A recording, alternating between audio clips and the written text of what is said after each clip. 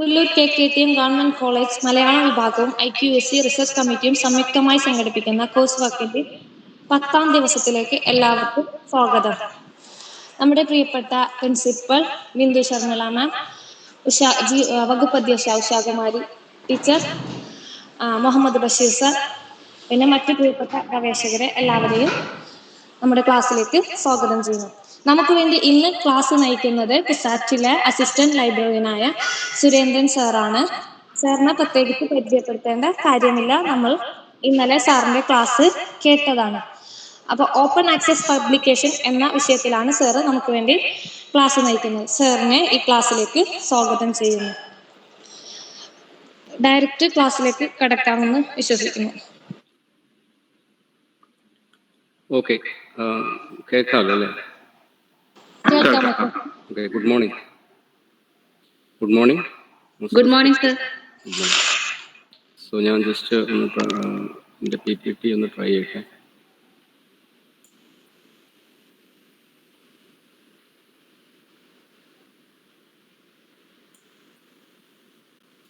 Full സ്ക്രീനല്ലേ കാണുന്നത്?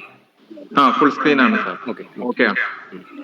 അപ്പോൾ most respected principal of KKTM College, Dr. Bindu Sharmila ma'am, most respected Dr. Usha Kumari ma'am, Dr. Muhammad Bashir sir, Dr. Seema, and research scholars, Safia and other faculty members and dear participants. So good morning. So ഇന്ന് നമ്മൾ നോക്കുന്നത് open access publishing എന്നുള്ളതാണ്. അപ്പോൾ അത് ഞാൻ ആദ്യം തന്നെ അതിൻ്റെ സിലബസ് ഒന്ന് ജസ്റ്റ് നമുക്ക് കവർ ചെയ്യാം, എന്തൊക്കെയാണ് നമ്മൾ എടുക്കാൻ പോകുന്ന ടോപ്പിക്സ് എന്നുള്ളത്.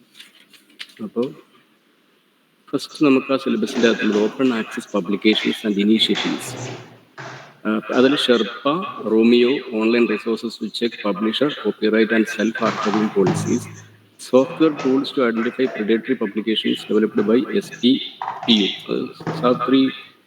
Savitribai Phule, Pune University short ആണ്.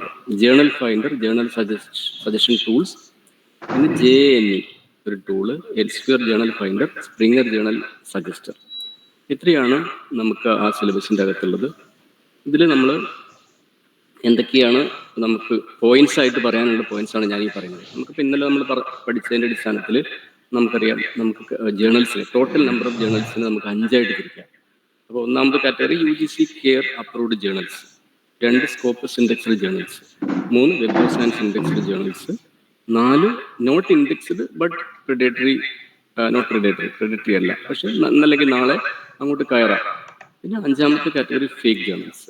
അപ്പം അതിൽ പ്രത്യേകം മനസ്സിലാക്കേണ്ടത് UGC കെയറും സ്കോപ്പസും വെബ് ഓഫ് സയൻസും ഒക്കെ തന്നെ ചിലപ്പം മിക്സ് ആവും. ഓക്കെ, അതായത് വെബ് ഓഫ് സയൻസ് ഇൻഡെക്സ് ചെയ്യുന്നത് തന്നെ ആയിരിക്കും സ്കോപ്പസ് ഇൻഡെക്സ് ചെയ്യുന്നത്, അതിൽപ്പെട്ട തന്നെ ആയിരിക്കും ചിലതൊക്കെ UGC കെയറിൽ.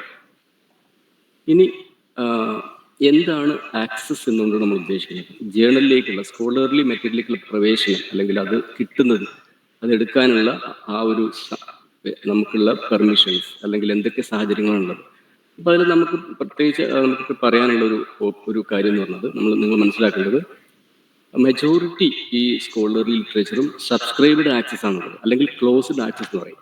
അപ്പോൾ അത് open to subscribers. For example ഇപ്പോൾ സയൻസ് ഡയറക്റ്റിൻ്റെ ഒരു ഡാറ്റാബേസ് നമ്മൾ വാങ്ങിയാൽ മാത്രമേ നമുക്കത് ആക്സസ് ചെയ്യാൻ പറ്റൂ. ഓക്കെ, അതാണ് ക്ലോസ്ഡ് ആക്സസ്. സബ്സ്ക്രൈബേഴ്സിന് യൂസ് ചെയ്യാം. അപ്പോൾ അതാണെങ്കിൽ നല്ല കോസ്റ്റ്ലിയാണ്.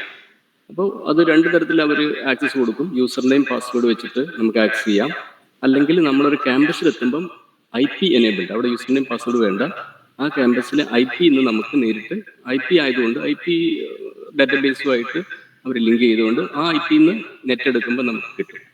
പിന്നെ 3ാമതൊരു കിട്ടുന്ന രീതിയാണ് ഇൻഫെഡ് എന്ന് പറഞ്ഞാൽ ഇൻഫിനെറ്റിൻ്റെ ഒരു സർവീസാണ്. നിങ്ങൾ പലപ്പോഴും കണ്ടിട്ടുണ്ടാവും ഒരു വിൻഡോ വരുന്നത്, ഒരു ആക്സസ് ത്രൂ യുവർ ഇൻസ്റ്റിറ്റ്യൂഷൻ എന്ന് പറഞ്ഞൊരു വിൻഡോ വരുന്നത്. ആ വിൻഡോയിൽ നമ്മൾ യൂസർ നെയിം പാസ്വേഡ്, അത് ലൈബ്രറിയാണ് പാസ്വേഡ് യൂസർ നെയിം പാസ്വേഡ് തരുന്നത്.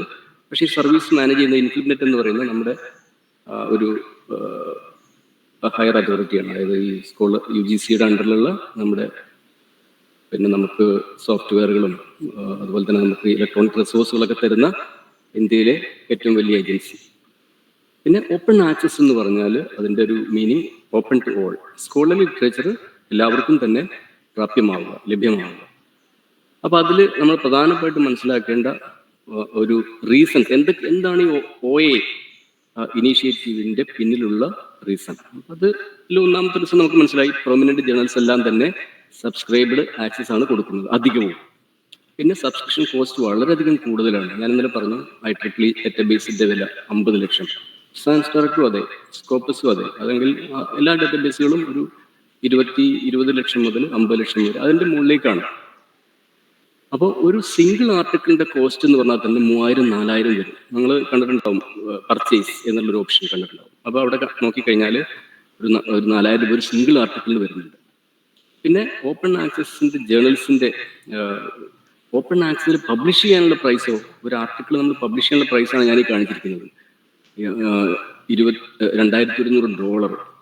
അപ്പോൾ പിന്നെ ഒരുപാട് കോപ്പിറൈറ്റ് റെസ്ട്രിക്ഷൻസ്, ഇതെല്ലാം കൊണ്ട് തന്നെ എല്ലാവർക്കും സ്കോളറി ലിറ്ററേച്ചറിലേക്ക് പ്രവേശനം ഇല്ല എന്ന് നമുക്ക് പറയാം. അങ്ങനെ നിൽക്കുമ്പോഴാണ് ഈ ഒരു ഇനീഷ്യേറ്റീവ് നമ്മൾ പ്രധാനമായിട്ടും മനസ്സിലാക്കേണ്ട ഒരു initiative Budapest open access initiative എന്ന് പറയുന്ന ഹംഗറിയിലെ ഒരു സമ്മേളനം 2001 ആ സമ്മേളനമാണ് ഈ ഒരു ഓപ്പൺ ആക്സസ് മൂവ്മെന്റിലേക്ക്, അതാണ് നമ്മൾ ഫസ്റ്റ് പറഞ്ഞ മോഡ്യൂൾ ഇനീഷ്യേറ്റീവ്സ്. ഇതാണ് initiative, Budapest open access initiative. അത് അതിൻ്റെ സ്കോളറി ലിറ്ററേച്ചർ കംപ്ലീറ്റ്ലി ഫ്രീ ആയിട്ട് കൊടുക്കണം എന്നുള്ള ഒരു ആശയമാണ് അവർ മുന്നോട്ട് വെച്ചത്. അതിൽ അവരുടെ കൂടെ സൈൻ ചെയ്തത് researchers, universities, laboratories, libraries, foundations, journals, publishers, ഒരുപാട് ആളുകളുണ്ട്. അപ്പം അതിൻ്റെ വെബ്സൈറ്റിൻ്റെ ലിങ്ക് നിങ്ങൾക്ക് ഇവിടുന്ന് പോകാവുന്നതാണ്, ഞാനത് ടൈപ്പിക്ക് തരുമ്പോൾ. ഓക്കെ, അപ്പം അവരുടെ ആ ഒരു ആശയം, അവരുടെ ഡിക്ലറേഷൻ്റെ പ്രധാന ഭാഗം ഇതാണ്: removing access barriers to peer reviewed literature. അത് അങ്ങനെ കിട്ടിക്കഴിഞ്ഞാൽ അത് റിസർച്ചിനെ ആക്സിലറേറ്റ് ചെയ്യും, എഡ്യൂക്കേഷനെ എൻറിച്ച് ചെയ്യും, പിന്നെ പാവപ്പെട്ടവനും ഉള്ളവനും ഇല്ലാത്തവനും തമ്മിലുള്ള വിടവ് നികത്തും, പിന്നെ മനുഷ്യ കുലത്തെ അത് ഒന്നിപ്പിക്കും, യുണൈറ്റ് ചെയ്യും എന്നുള്ള ഒരു ആശയമാണ് അവരുടെ ഡിക്ലറേഷൻ.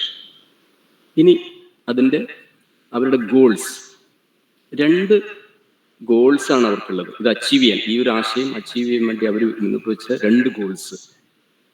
അതിൽ ഒന്ന് അല്ലെങ്കിൽ 2 സ്ട്രാറ്റജീസിലൂടെ gold open access to peer reviewed literature ആണ്. ആ ഗോൾ എങ്ങനെ അച്ചീവ് ചെയ്യാം, അതിൻ്റെ സ്ട്രാറ്റജി എന്ന് പറയുന്നത് പ്രധാനപ്പെട്ട 2 കാര്യങ്ങൾ. ഒന്ന് സെൽഫ് ആർക്കൈവിങ്. ഓക്കെ, ഒന്ന് സെൽഫ് ആർക്കൈവിങ്.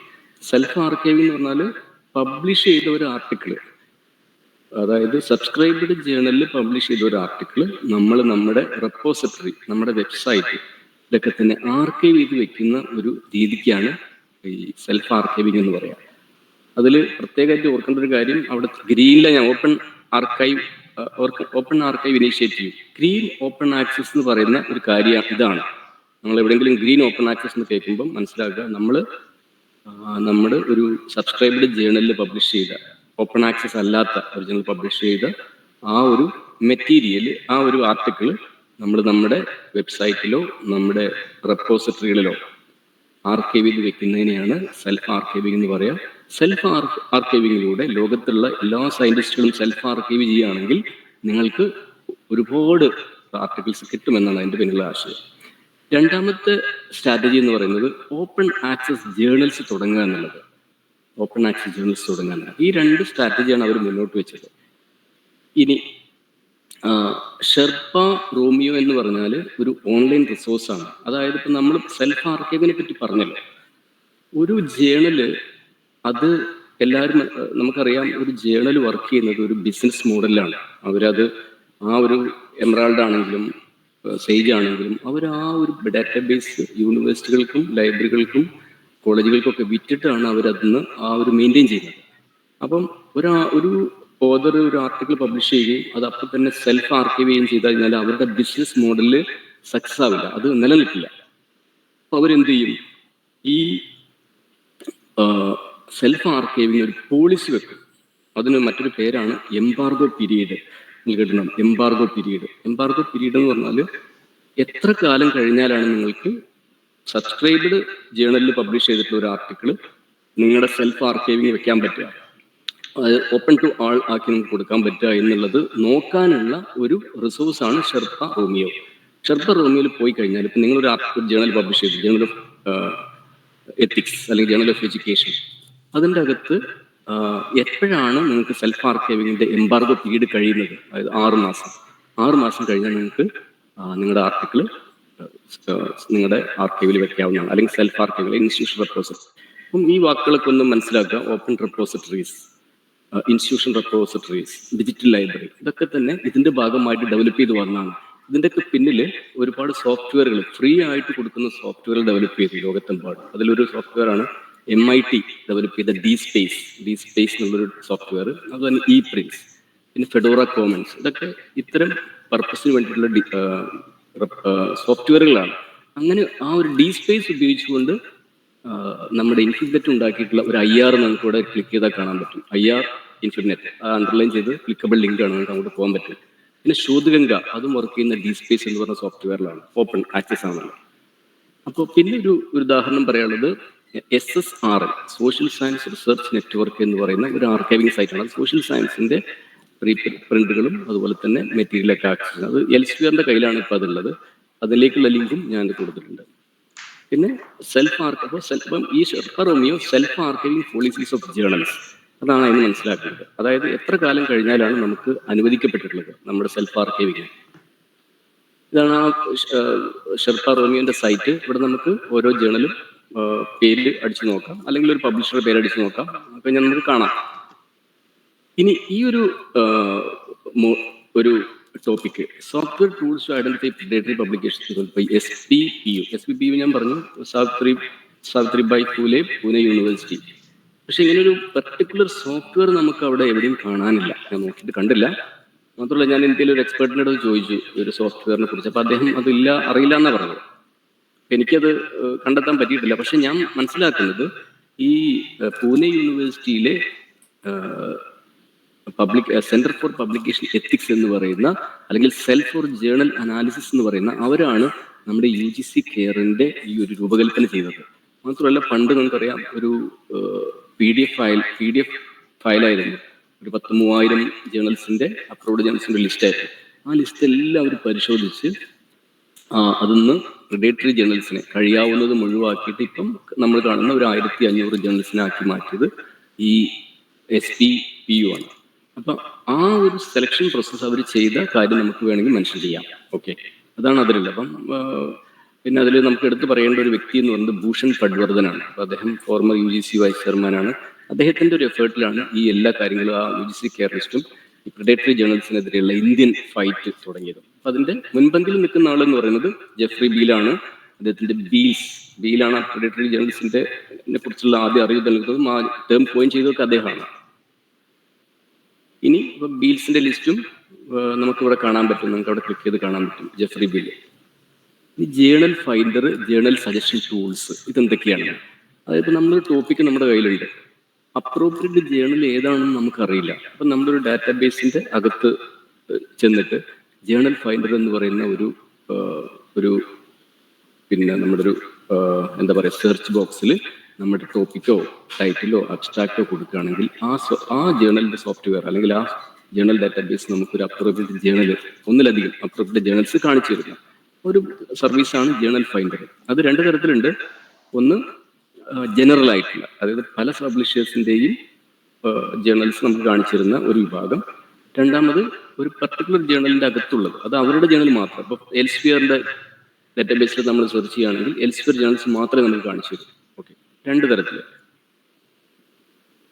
ഇനി അതിൽ ഒന്നാമത്തതാണ് ജനറൽ ആയിട്ടുള്ളതാണ് ജാനി എന്ന് പറയുന്നത്, ജേണൽ ഓതർ നെയിം എസ്റ്റിമേറ്റർ എന്നതിന്റെ ഫുൾ നെയിം. ഇത് മുഖ്യമായിട്ടും മെഡിക്കൽ ഫീൽഡിലുള്ള ജേണൽസ് കണ്ടെത്തുന്നതിന് വേണ്ടി ഉപയോഗിക്കുന്നു.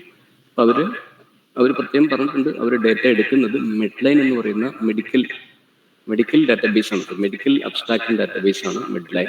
അവിടെ നിന്നാണ് ജേണൽസിന്റെ ഡേറ്റ അവരെടുക്കുന്നത്. അതായത് നമ്മൾ സെർച്ച് കൊടുക്കുമ്പോൾ ഒരു അപ്രോപ്രിയേറ്റ് ജേണൽ ആണോ എന്ന് നോക്കിയിട്ട് അവർ ജേണൽ കൊണ്ടുവരുന്നത് ഈ മെഡ്ലൈൻ നോക്കിയിട്ടാണ്. ഇപ്പോൾ അവർ directory of open access journals നിന്നും ജേണൽസ് എടുക്കുന്നുണ്ട്. പക്ഷെ അവർ പറഞ്ഞിട്ടുണ്ട് നിങ്ങൾ നോക്കിയിട്ട് ചെയ്യണമെന്ന്. ഞങ്ങൾ തന്നാലും, കാരണം പ്രിഡേറ്ററി പബ്ലിക്കേഷൻസ് വരാനുള്ള ചാൻസ് ഉണ്ട്, അതുകൊണ്ട് നിങ്ങൾ നോക്കിയിട്ട് ചെയ്യണമെന്ന് അവർ പറഞ്ഞിട്ടുണ്ട്. ഓക്കെ, ഇനി എൽസ്ഫിയറിന്റെ ജേണൽ ഫൈൻഡർ ഞാൻ നേരത്തെ പറഞ്ഞു, എൽസ്ഫിയർ പബ്ലിഷറുടെ മാത്രം ജേണൽസ് അവർ തരും. അതുപോലെ തന്നെ സ്പ്രിംഗർ ജേണൽസ്, സ്പ്രിംഗറിൻ്റെ ജേണൽ. അപ്പം ഇത്രയാണ് നമുക്ക് ഈ സിലബസിൽ കവർ ചെയ്യാനുള്ളത്. ഇത്രയും പോയിന്റ്സ് ആണ് കവർ ചെയ്യാനുള്ളത്. അപ്പം അത് നിങ്ങൾക്ക് ഓർക്കാൻ വിഷമമുണ്ടാകാമെന്ന് വിചാരിക്കുന്നു. ഓപ്പൺ ആക്സസ് 2-3 തരത്തിൽ ഓപ്പൺ ആക്സസ്. ഇനി നമുക്ക് ഓപ്പൺ ആക്സസിന്റെ വ്യത്യസ്തമായ ഫോം നമുക്ക് പറയാം. എന്തൊക്കെ തരത്തിലുള്ള ഓപ്പൺ ആക്സസ് ഉണ്ട്? അതിൽ ഒന്നാമതായിട്ട് വരുന്നത് ഡയമണ്ട് ഓപ്പൺ ആക്സസ് എന്ന് പറയുന്ന ഇത് ജനറൽ ആയിട്ട് നമുക്ക് മനസ്സിലാക്കേണ്ട കാര്യങ്ങളാണ്. ഡയമണ്ട് ഓപ്പൺ ആക്സസ് അതായത് പബ്ലിഷേഴ്സ് ഈ ആർട്ടിക്കിൾ ഫ്രീ ആയിട്ട് പബ്ലിഷ് ചെയ്യുന്നു. വായിക്കുന്നവർക്ക് പൈസ കൊടുക്കണ്ട, പബ്ലിഷ് ചെയ്യുന്ന ഓതേഴ്സിനും പൈസ കൊടുക്കണ്ട. ഈ പൈസ, ജേണൽ മെയിൻറ്റെയിൻ ചെയ്യാനുള്ള പൈസ ആ സ്ഥാപനത്തിന് അല്ലെങ്കിൽ ആ പബ്ലിഷർക്ക് ഉണ്ട്. അതാണ് ഡയമണ്ട് ഓപ്പൺ ആക്സസ് എന്ന് പറയുന്നത്. രണ്ടാമത്തെ കാറ്റഗറി ഗോൾഡ് ഓപ്പൺ ആക്സസ് എന്ന് പറയും. ഗോൾഡ് ഓപ്പൺ ആക്സസ് എന്ന് പറഞ്ഞാൽ authors article processing charge, APC എന്ന് കേട്ടിട്ടില്ലേ? APC. ഓതേഴ്സ് നേരത്തെ ഞാൻ പറഞ്ഞിട്ടില്ല, 1 ലക്ഷം മുതൽ 1.5 ലക്ഷം 2 ലക്ഷം രൂപ വരെ കൊടുത്തിട്ട് ആ ആർട്ടിക്കിൾ പബ്ലിഷ് ചെയ്യുന്നു. അത് പ്രീ റിവ്യൂ പ്രോസസ്സും സെലക്ഷനും എല്ലാം കഴിഞ്ഞതിന് ശേഷമാണ് കേട്ടോ. നമ്മളൊരു ആർട്ടിക്കിൾ ഒരു ജേണലിലേക്ക് കൊടുത്തു, എഡിറ്റർ അത് ഫസ്റ്റ് ചെക്ക് ചെയ്യും. അത് ഓക്കെ ആണെങ്കിൽ എഡിറ്റർ അത് ഐത്തൻറ്റിക്കേറ്റ് വെച്ച് പ്ലാജിയേഷൻ ചെക്ക് ചെയ്യും. അതിനുശേഷം അത് അനോണിമസ് റിവ്യൂവേഴ്സിന് അയച്ചു കൊടുക്കും. എല്ലാ പ്രോസസ്സും കഴിഞ്ഞ് പബ്ലിഷ് ചെയ്യാനുള്ള യോഗ്യതയുള്ള ഒരു ആർട്ടിക്കിൾ ആണെങ്കിൽ മാത്രമാണ് അവർ 2 ഓപ്ഷൻ നമ്മളോട് ചോദിക്കും. ഇത് ഓപ്പൺ ആക്സസിൽ വെക്കണോ, അതല്ല സാധാരണ മോഡലാണോ പബ്ലിഷ് ചെയ്യേണ്ടത്. അപ്പോൾ നമ്മൾ പേ ചെയ്യുകയാണെങ്കിൽ നമ്മുടെ ആർട്ടിക്കിൾ ഗോൾഡ് ഓപ്പൺ ആക്സസിൽ വരും. അത് ലോകത്തെല്ലാവർക്കും കിട്ടും. ഗൂഗിൾ വഴിയും ഗൂഗിൾ സ്കോളർ വഴിയും ഡാറ്റാബേസ് വഴിയും നമുക്ക് ആർക്കൈവിംഗ് വഴിയും ഒക്കെ തന്നെ ആർട്ടിക്കിൾ ലഭ്യമാണ്. അപ്പോൾ അതിനും കൂടുതൽ സൈറ്റേഷൻ കിട്ടും, കൂടുതൽ റീച്ച് വരും. ആ ജേണലിനാണെങ്കിലും ആ ഓതറിനാണെങ്കിലും ആ ഇൻസ്റ്റിറ്റ്യൂഷനാണെങ്കിലും കൂടുതൽ മാർക്ക് വരും, അല്ലെങ്കിൽ സൈറ്റേഷൻ വരും, റെപ്യൂട്ടേഷൻ വരും, അതിനുള്ള മാർക്ക് കിട്ടും. പിന്നെ ഉള്ളതാണ് green open access. Green open access നമ്മൾ നേരത്തെ പറഞ്ഞു. അതായത് നമ്മൾ പബ്ലിഷ് ചെയ്ത ആർട്ടിക്കിൾ നമ്മൾ ആർക്കൈവ് ചെയ്യുന്ന പ്രോസസ്സാണ് ഗ്രീൻ ഓപ്പൺ ആക്സസ് എന്ന് പറയുന്നത്, സെൽഫ് ആർക്കൈവിംഗ്. അപ്പൊ പിന്നെ എംബാർഗോ പീരീഡ് നമ്മൾ പറഞ്ഞു. അപ്പൊ നമുക്ക് മനസ്സിലായി ക്ലോസ്ഡ് ആക്സസ് ഉണ്ട്. ക്ലോസ്ഡ് ആക്സസ് റീഡേഴ്സ് ആണ് പേ ചെയ്യുന്നത്. ക്ലോസ്ഡ് ആക്സസിൽ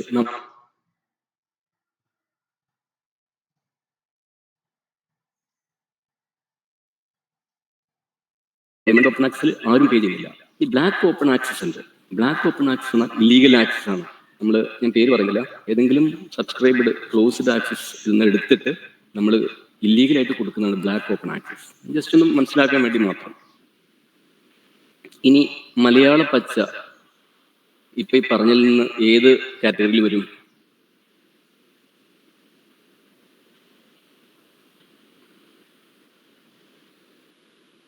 ഗോൾഡ് ആണ്, ഗ്രീൻ ആണ്, ഡയമണ്ട് ആണ്?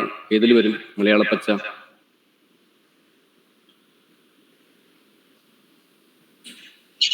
സെൽഫ് അല്ലേ സാറേ? ഇതാരാ പറഞ്ഞേ?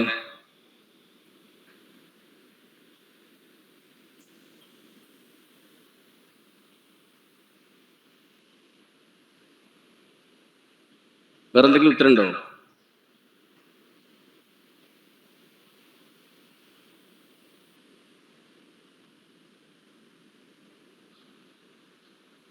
മലയാള പച്ച റീഡേഴ്സിനോട് പൈസ വാങ്ങുന്നുണ്ടോ? ആർട്ടിക്കിൾ പബ്ലിഷ് ചെയ്യാൻ മലയാള പച്ച ഓതേഴ്സിനോട് പൈസ വാങ്ങുന്നുണ്ടോ? ഡയമണ്ട്. ഡയമണ്ട് ഓപ്പൺ ആക്സസ് ആണ് മലയാള പച്ച. കാരണം പൈസ വാങ്ങുന്നില്ല, റീഡേഴ്സിന് പൈസ കൊടുക്കണ്ട, ഓതേഴ്സിനും പൈസ കൊടുക്കണ്ട.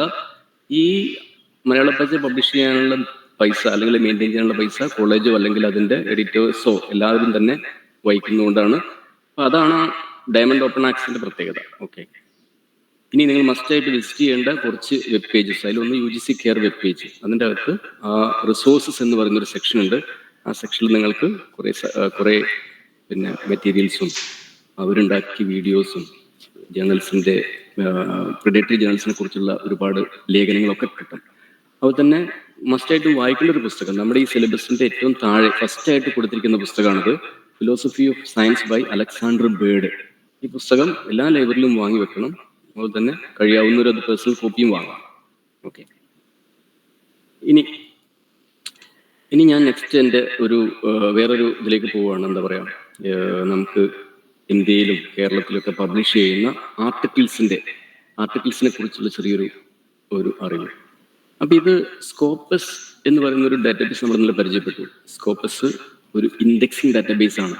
ഇൻഡെക്സിങ് ഡാറ്റാബേസ് എന്ന് പറഞ്ഞാൽ മറ്റ് ജേർണലുകളിൽ എന്താണ് പബ്ലിഷ് ചെയ്യുന്നത് എന്ന് നോക്കിയിട്ട് അത് ഇൻഡെക്സ് ചെയ്യുന്നു. എന്നുവെച്ചാൽ ഇൻഡെക്സ് ചെയ്യുക മീൻസ് അവരുടെ ആർട്ടിക്കിൾ ടൈറ്റിൽ, ഓതർ, അതിന്റെ അബ്സ്ട്രാക്റ്റിംഗ് പാർട്ട്, പ്ലസ് അതിന് എന്ത് സൈറ്റേഷൻ കിട്ടി എന്നുള്ള കാര്യമാണ്. അത്രയും കാര്യങ്ങളാണ് ഒരു ഇൻഡെക്സിങ്ങിൽ വരുന്നത്.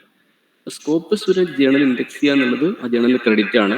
മാത്രമല്ല UGC കെയർ അത് അംഗീകരിച്ചിട്ടുണ്ട്. സ്കോപ്പസ് ഇൻഡെക്സ് ജേണലിൽ എഴുതാൻ വേണ്ടിയിട്ട് നമ്മുടെ ഫാക്കൽറ്റി മെമ്പേഴ്സും റിസർച്ച് സ്കോളേഴ്സും ഒക്കെ തന്നെ ശ്രമിക്കുന്നത് അതുകൊണ്ടാണ്. അപ്പൊ ഈ സ്കോപ്പസ് ഇതുവരെ ഇന്ത്യയിൽ നിന്ന് പബ്ലിഷ് ചെയ്ത ജേണൽ ആർട്ടിക്കിൾസിന്റെ എണ്ണം എന്ന് പറയുന്നത് 30 ലക്ഷമാണ്.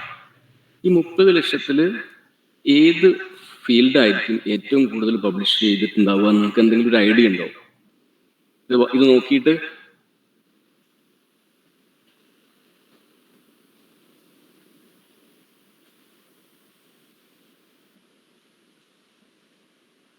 എന്തെങ്കിലും ഐഡിയ ഉണ്ടോ? ഏത് ഫീൽഡായിരിക്കും പബ്ലിഷ് ചെയ്തിട്ടുണ്ടാവുക? ഇന്ത്യയിൽ നിന്ന് 30 ലക്ഷം സ്കോപ്പസ് ഇൻഡെക്സ്ഡ് ജേണലുകളിൽ ആർട്ടിക്കിൾ ഉണ്ട്. അതിൽ ഏത് ഫീൽഡിലായിരിക്കും ഏറ്റവും കൂടുതൽ ആർട്ടിക്കിൾ വന്നിട്ടുണ്ടാവുക ഇന്ത്യയിൽ നിന്ന്? Science and technology. Science and ടെക്നോളജിയിൽ ഏത് ഫീൽഡ്? കെമിസ്ട്രി ഉണ്ട്, ഫിസിക്സ് ഉണ്ട്, മാത്സ് ഉണ്ട്, എഞ്ചിനീയറിംഗ് ഉണ്ട്, മെഡിസിൻ ഉണ്ട്, ഒരുപാട് ഫീൽഡുകൾ ഉണ്ടല്ലോ. അങ്ങനെ ഒരു സബ്ജക്റ്റ് പറയാൻ പറ്റുമോ?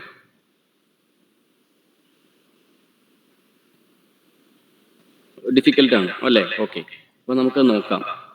ഇതാണ് അതിന്റെ ഒരു കണക്ക്. അതായത് നമുക്ക് ഏറ്റവും കൂടുതൽ ആർട്ടിക്കിൾസ് ഇന്ത്യയിൽ നിന്ന് ഉണ്ടാവുന്നത് എഞ്ചിനീയറിംഗ് എന്ന് പറയുന്ന ഫീൽഡ്. അപ്പോൾ അതിനൊരു പ്രത്യേക കാരണമുണ്ട്. കാരണം നമുക്കറിയാം ഒരുപാട് ജേണൽസ് സ്കോപ്പസ് ഇൻഡെക്സ് ചെയ്യുന്നില്ല. ഓക്കെ, ഇത് സ്കോപ്പസ് ഇൻഡെക്സ്ഡ് ആർട്ടിക്കിൾസിന്റെ മാത്രം കണക്കാണ്. രണ്ടാമത് വരുന്ന മെഡിസിൻ ആണ്. മൂന്നാമത് കമ്പ്യൂട്ടർ സയൻസ്, ഫിസിക്സ്, ആസ്ട്രോണമി, അങ്ങനെ പോകുന്നു. അതിൽ പ്രധാനപ്പെട്ട ശ്രദ്ധിക്കേണ്ട ഒരു കാര്യം സോഷ്യൽ സയൻസിലെ കുറവ് 1,34,000. അതുപോലെ തന്നെ ആർട്സ് ആൻഡ് ഹ്യൂമാനിറ്റീസിൽ 28,000. ഈ ഒരു കാര്യം നമ്മൾ സോഷ്യൽ സയൻസ് ഫാക്കൽറ്റി മെമ്പേഴ്സും റിസർച്ച് സ്കോളേഴ്സും അതുപോലെ തന്നെ ആർട്സ് ആൻഡ് ഹ്യൂമാനിറ്റീസ് സ്കോളേഴ്സും ടീച്ചേഴ്സും ഒന്ന് ശ്രദ്ധിക്കേണ്ട കാര്യമാണ്, എന്തുകൊണ്ട് കുറയുന്നു എന്നുള്ളത്. ഇനി ഈ ഒരു ഡേറ്റ കേരളത്തിൽ നിന്നും കേരളത്തിലെ സർവകലാശാലകൾ സ്കോപ്പസ് ഇൻഡെക്സ്ഡ് ജേണലിൽ ഇതുവരെ പബ്ലിഷ് ചെയ്ത ആർട്ടിക്കിൾസിന്റെ എണ്ണമാണ്. അപ്പൊ അതിൽ കുസാറ്റ് 10,000 കവിഞ്ഞു, Kerala university 7,338, MG university 6,000, university Calicut 3,800. ഇങ്ങനെ ഓരോ യൂണിവേഴ്സിറ്റികളും, എല്ലാ യൂണിവേഴ്സിറ്റികളും വന്നിട്ടില്ല. കാരണം എല്ലാ സ്കോപ്പസ് ഇൻഡെക്സ്ഡ് ജേണലിൽ ഒരു 2 ആർട്ടിക്കിളെങ്കിലും ഉണ്ടെങ്കിൽ ഒരു യൂണിവേഴ്സിറ്റിനെ അവർ സ്കോപ്പസ് ലിസ്റ്റ് ചെയ്യുള്ളൂ. അപ്പം എല്ലാവരും കൂടിയിട്ട് 35,000 ആർട്ടിക്കിൾസ് ആണ് കേരളത്തിൽ നിന്ന് യൂണിവേഴ്സിറ്റികൾ പബ്ലിഷ് ചെയ്തിട്ടുള്ളത്. ഓക്കെ, ഇതിലിപ്പോ KKTM കോളേജിൽ ഫാക്കൽറ്റി മെമ്പേഴ്സിന്റെ ആർട്ടിക്കിൾ കുസാറ്റുമായിട്ട് പബ്ലിഷ് ചെയ്തിട്ടുണ്ടെങ്കിൽ അത് കുസാറ്റിന്റെ അണ്ടറിൽ വരും. കാലിക്കറ്റുമായിട്ട് ചെയ്തിട്ടുണ്ടെങ്കിൽ അത് കാലിക്കറ്റിന്റെ അണ്ടറിൽ വരും. പിന്നെ സെപ്പറേറ്റും ഉണ്ടാവും, ചില ആർട്ടിക്കിൾസ് ഒക്കെ സെപ്പറേറ്റ് ഉണ്ടാവും. ഇപ്പം നമുക്ക് യൂണിവേഴ്സിറ്റി മാത്രം. അപ്പോൾ ഇതൊരു വലിയ സംഖ്യയാണോ ചെറിയ സംഖ്യയാണോ? എന്താ നിങ്ങൾക്ക് തോന്നുന്നത്? നല്ലൊരു സംഖ്യയാണോ? അതായത് നമ്മുടെ ഒരു ഔട്ട്പുട്ട് നല്ലതാണോ, അല്ലെങ്കിൽ അതോ കുറവാണോ? അങ്ങനെ എന്തെങ്കിലും നിങ്ങൾക്ക് തോന്നുന്നുണ്ടോ?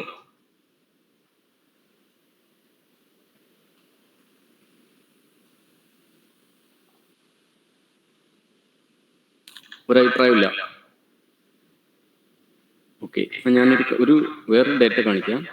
ഇത് ഇന്ത്യയിലെ premier institutions, university of Delhi, Banaras Hindu university, Jadavpur university, Anna university, Aligarh, അവർ ഇൻഡിവിജ്വലായിട്ട് തന്നെ 46,000. ഒരു യൂണിവേഴ്സിറ്റി മാത്രം. നമ്മൾ 19 യൂണിവേഴ്സിറ്റികൾ ഒരുമിച്ച് 35,000, അവർ ഒരു യൂണിവേഴ്സിറ്റി മാത്രം 46,000, 36,000, 35,000 ഈ ലെവലിൽ. അപ്പം നമ്മൾ കുറവാണ്.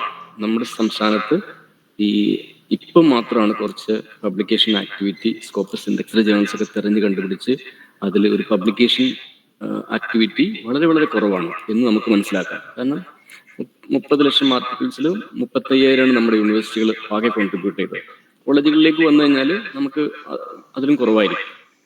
ഇനി ലോക നിലവാരം എന്താണ്? ലോകത്തുള്ള വലിയ വലിയ യൂണിവേഴ്സിറ്റികൾ, world class universities, world ranking universities output എത്രയാണ്? അപ്പം നമുക്ക് നോക്കിക്കഴിഞ്ഞാൽ university of Oxford, Cambridge, California, Stanford പോലുള്ള യൂണിവേഴ്സിറ്റികളൊക്കെ തന്നെ 3 ലക്ഷം ആർട്ടിക്കിൾസാണ് പബ്ലിഷ് ചെയ്തിട്ടുള്ളത് ഇതുവരെ. അപ്പോൾ നമ്മുടെ ഇന്ത്യയിൽ ഏറ്റവും മികച്ചു നിൽക്കുന്നത് ഇന്ത്യൻ ഇൻസ്റ്റിറ്റ്യൂട്ട് ഓഫ് സയൻസ്, അവർ 68,000. അപ്പോൾ ഈ ലെവലിലാണ് പബ്ലിക്കേഷൻ്റെ ഒരു പാറ്റേൺ അല്ലെങ്കിൽ ഗ്രോത്ത്. അത് സ്കോപ്പസിന് വെച്ച് മാത്രമാണ് ചെയ്തിട്ടുള്ളത്. ആ ഒരു പരിമിതി അതിനുണ്ടെങ്കിലും ജസ്റ്റ് എന്തൊക്കെയാണ് പബ്ലിഷ് ചെയ്യുന്നത്, ആരൊക്കെയാണ് പബ്ലിഷ് ചെയ്യുന്നത്, നമ്മൾ കുറവാണോ കൂടുതലാണോ, വിദേശത്ത് എന്ത് ചെയ്യുന്നു എന്നുള്ള രീതിയിലുള്ള ചെറിയൊരു ഇൻസൈറ്റ് നമുക്ക് കിട്ടുന്നതിന് വേണ്ടിയാണ് ഇത് പറഞ്ഞിട്ടുള്ളത്. അപ്പം ഇവിടെ നമുക്ക് ഈ ഒരു സ്റ്റോപ്പ് ചെയ്യാം.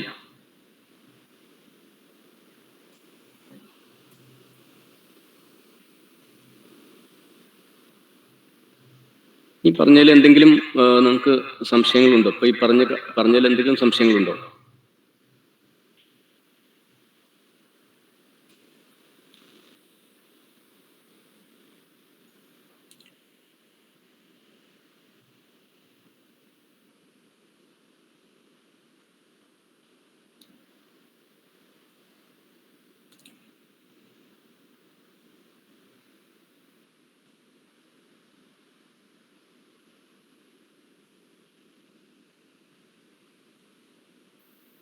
ഇപ്പം ഞാൻ ഷെയർ ചെയ്യുന്നത് സയൻസ് ഡയറക്റ്റിൻ്റെ, അതായത് എൽസെവിയറുടെ ഒരു ഡാറ്റാബേസ് ആണെന്ന് പറഞ്ഞല്ലോ, സയൻസ് ഡയറക്റ്റ്.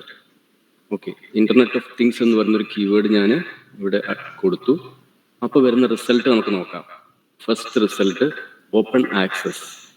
ഇത് നമ്മൾ പറഞ്ഞ ഗോൾഡ് ഓപ്പൺ ആക്സസ്. അതായത് ഈ ആർട്ടിക്കിള് ഈ ഒരു ഓതർ അല്ലെങ്കിൽ ഓതേഴ്സ് ഈ ഒരു ജേർണലിന് ആർട്ടിക്കിൾ പ്രോസസ്സിംഗ് ഫീ കൊടുത്തു. അങ്ങനെയാണ് അവർ ഈ ആർട്ടിക്കിൾ ഓപ്പൺ ആക്സസ് വെക്കുന്നത്. അതുകൊണ്ട് 2 കാര്യങ്ങളാണ് പറയാനുള്ളത്. ഒന്ന്, ഈ ഡാറ്റാബേസ് പെയ്ഡ് ആണെങ്കിലും എല്ലാവരും തന്നെ എല്ലാ ഡാറ്റാബേസും സെർച്ച് ചെയ്തിട്ട് അവർക്ക് വേണ്ട ആർട്ടിക്കിൾസ് ഉണ്ടോ എന്ന് നോക്കണം. അപ്പോൾ ഈ ഒരു ആർട്ടിക്കിൾ നിങ്ങൾക്ക് എടുക്കാം. ഇങ്ങനെ കാണുന്ന എല്ലാ ആർട്ടിക്കിൾസും എടുക്കാം. കാരണം ഈ ഒരു ആർട്ടിക്കിൾ ഗോൾഡ് ഓപ്പൺ ആക്സസ് ആണ്. അതിൻ്റെ അകത്ത് വരുന്നതായതുകൊണ്ട് നിങ്ങൾക്കത് ഡൗൺലോഡ് ചെയ്തെടുക്കാം. ഇൻസ്റ്റിറ്റ്യൂഷനോ IP പാസ്വേഡോ കോപ്പിറൈറ്റ് ഒന്നും പ്രശ്നമില്ല, നിങ്ങൾക്കത് ഫ്രീ ആയിട്ട് കിട്ടും. 2ാമത്തെ ആർട്ടിക്കിളും ഓപ്പൺ ആക്സസ്. 3ാമത്തെ ആർട്ടിക്കിളിൽ ഫുൾ ടെക്സ്റ്റ് ആക്സസ് എന്നാണ് പറഞ്ഞത്. ഇത് ഞാനിപ്പോൾ കുസാറ്റിൽ നിന്നാണ് നോക്കുന്നത്.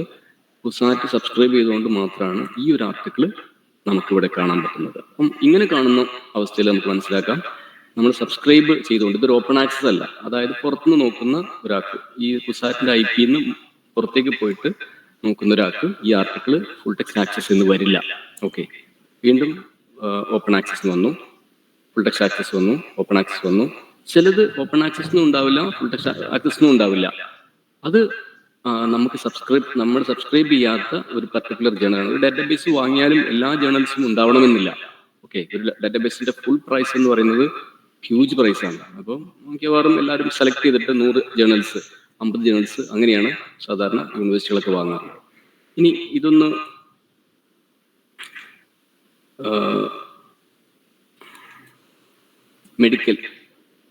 Medical things, internet of medical things.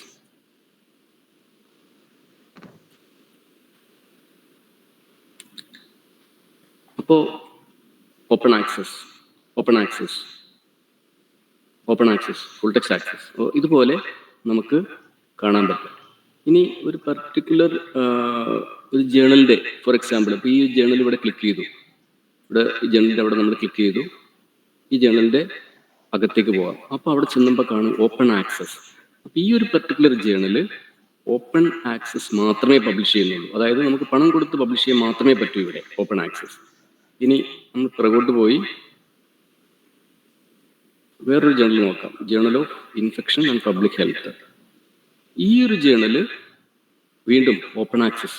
അപ്പോൾ ഈ ഒരു ജേണലിൽ ഓപ്പൺ ആക്സസ് മാത്രമേ പബ്ലിഷ് ചെയ്യാൻ പറ്റൂ. അതിൻ്റെ ആർട്ടിക്കിൾ പബ്ലിഷിംഗ് ചാർജ് ഇവിടെ കൊടുത്തിട്ടുണ്ട് അവർ. ഇതാണ് ആർട്ടിക്കിൾ പബ്ലിഷിംഗ് ചാർജ്. അതിനെടുക്കുന്ന സമയം അവർ കൊടുത്തിട്ടുണ്ട്. പിന്നെ വേറൊരു പ്രത്യേക കാര്യം ഇവിടെ നമുക്ക് നോക്കാം, സൈറ്റ് സ്കോർ, ഇമ്പാക്ട് ഫാക്ടർ. ഈ 2 മെട്രിക്സ് ജേണലിന്റെ മെട്രിക്സ് ആണ്.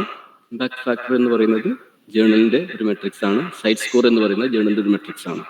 ഇത് സ്കോപ്പസ് കൊടുക്കുന്ന മെട്രിക്സ് ആണ്, ഇത് വെബ് ഓഫ് സയൻസ് കൊടുക്കുന്ന മെട്രിക്സ് ആണ്. അപ്പോൾ ഈ 2 മെട്രിക്സും ഒരു ജേണലിന്റെ ഹോം പേജിൽ കണ്ടാൽ നമുക്ക് മനസ്സിലാക്കാം ഈ ജേണൽ ഒരു സ്കോപ്പസ് ഇൻഡെക്സ് ജേണലാണ്. അതോടൊപ്പം തന്നെ ഈ ജേണൽ ഒരു വെബ് ഓഫ് സയൻസ് ഇൻഡെക്സ് ജേണലാണ്. മാത്രമല്ല ഇതൊരു ഒരു പ്രൊമിനന്റ് ജേണലാണ് അല്ലെങ്കിൽ ഒരു ക്വാളിറ്റി ജേണലാണ്, നല്ല ജേണലാണെന്ന് നമുക്ക് മനസ്സിലാക്കാം. ഓക്കെ, ഈ മെഡിക്കലിലായതുകൊണ്ട് ഏതാണ്ടല്ല, അപ്പം മെഡിക്കലിലെ ഒരു കാര്യം, ഏതാണ്ട് എല്ലാ ജേണൽസും ഓപ്പൺ ആക്സസ് ആയിരിക്കും. വേറൊരു ജേണൽ നോക്കാം, ഇത് ഓപ്പൺ ആക്സസ്. ഓക്കെ,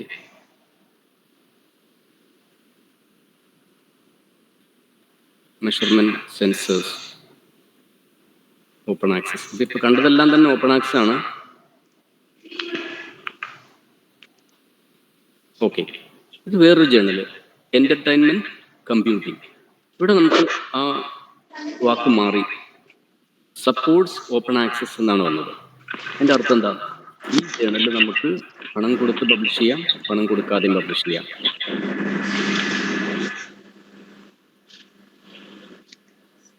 ഈ ജേണലിൽ നമുക്ക് പണം കൊടുത്ത് പബ്ലിഷ് ചെയ്യാം, പണം കൊടുക്കുക. അതാണ് ഹൈബ്രിഡ് മോഡ് ജേണലാണിത്.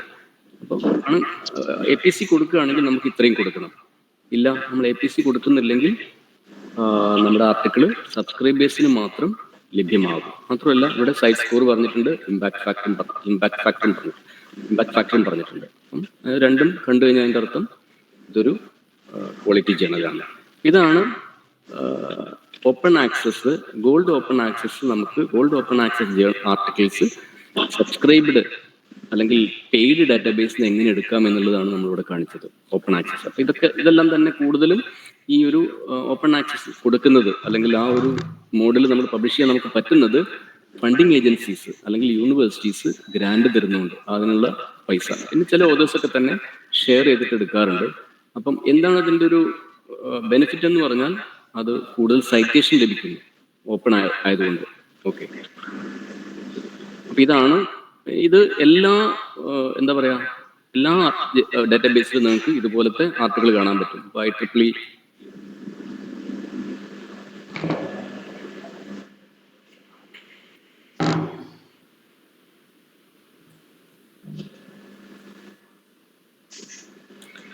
നമ്മൾ സെർച്ച് ചെയ്യുന്ന ഒരു കീവേഡ് സെർച്ച് ചെയ്തു, ഇത് ഓപ്പൺ ആണ്.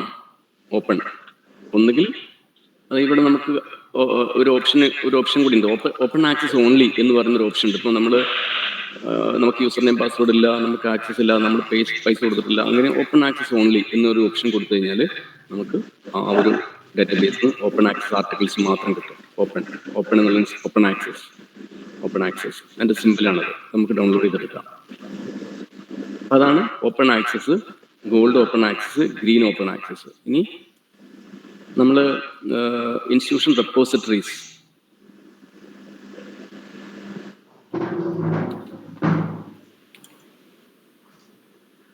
ഇതാണ് ഒരു ഇൻസ്റ്റിറ്റ്യൂഷൻ റെപ്പോസിറ്ററിക്ക് ഉദാഹരണം. ഇപ്പം ഇൻഫിനിറ്റ് ഉണ്ടാക്കി വെച്ചിട്ടുള്ള ഒരു ഇൻസ്റ്റിറ്റ്യൂഷൻ റെപ്പോസിറ്ററിയാണ്. ഇതിൽ വരുന്നത് അവർ നടത്തുന്ന കോൺഫറൻസുകൾ, കോൺഫറൻസ്, അതുപോലെ തന്നെ വർക്ക്ഷോപ്പുകളുടെ മെറ്റീരിയൽസ് ആണ് അവർ ആർക്കൈവ് ചെയ്യുന്നത്. അതുപോലെ യൂണിവേഴ്സിറ്റികൾക്കും കോളേജുകൾക്കും അങ്ങനെ ചെയ്യണം. പിന്നെ ശോധഗംഗ നിങ്ങൾക്ക് അറിയാലോ, ശോധഗംഗ അതുപോലെ തന്നെ DSpace എന്ന് പറയുന്ന ഒരു സോഫ്റ്റ്വെയറിലാണ് വർക്ക് ചെയ്യുന്നത്. ഇതും ഒരു ഓപ്പൺ ആക്സസിന് നമുക്ക് എക്സാമ്പിൾ എഴുതാം, ശോധഗംഗ എഴുതാം. അതുപോലെ തന്നെ ഇൻഫിനിറ്റിന്റെ ഇൻസ്റ്റിറ്റ്യൂഷൻ റെപ്പോസിറ്ററി എന്ന് പറഞ്ഞ ഒരു ഡിജിറ്റൽ ലൈബ്രറി തന്നെയാണ്, ഒരു ഡിജിറ്റൽ ലൈബ്രറി എന്ന് ഓർക്കാം. ഓക്കെ, ഇനി നമുക്ക് പറയാനുള്ളത് നിങ്ങളുടെ ഈ സ്കോപ്പസ് പോലുള്ള ഒരു ജേണലിൽ ആർട്ടിക്കിൾ എഴുതി പബ്ലിഷ് ചെയ്യുമ്പോൾ അത് നിങ്ങളുടെ കോളേജിനെ അല്ലെങ്കിൽ നിങ്ങളുടെ സ്ഥാപനത്തെ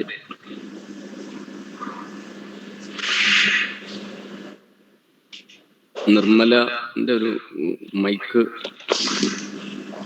നിർമ്മല MP. ഓക്കെ, അപ്പൊ നമുക്ക് ഞാനിപ്പോൾ എടുക്കാൻ പോകുന്നത് NIRF റാങ്കിങ്ങിന്റെ ഒരു വെബ് പേജാണ്.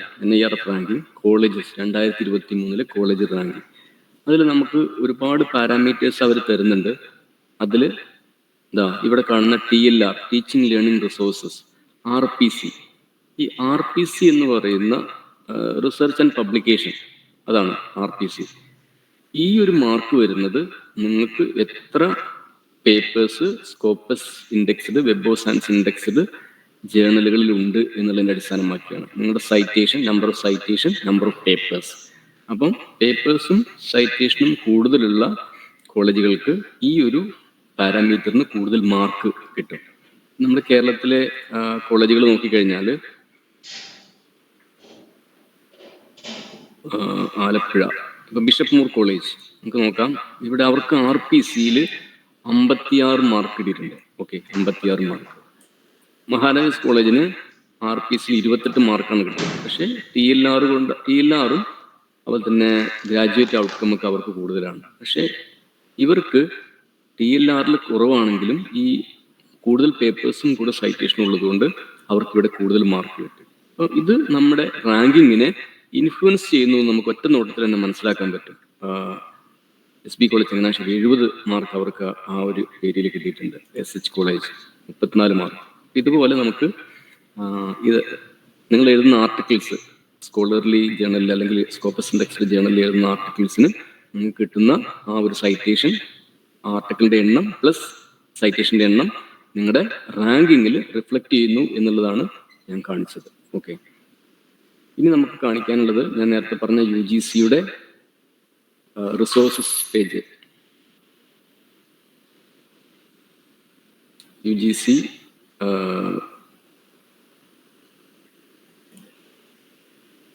UGC കെയറിന്റെ റിസോഴ്സസ് പേജ് നിങ്ങൾ വിസിറ്റ് ചെയ്യണമെന്ന് ഞാൻ പറഞ്ഞു.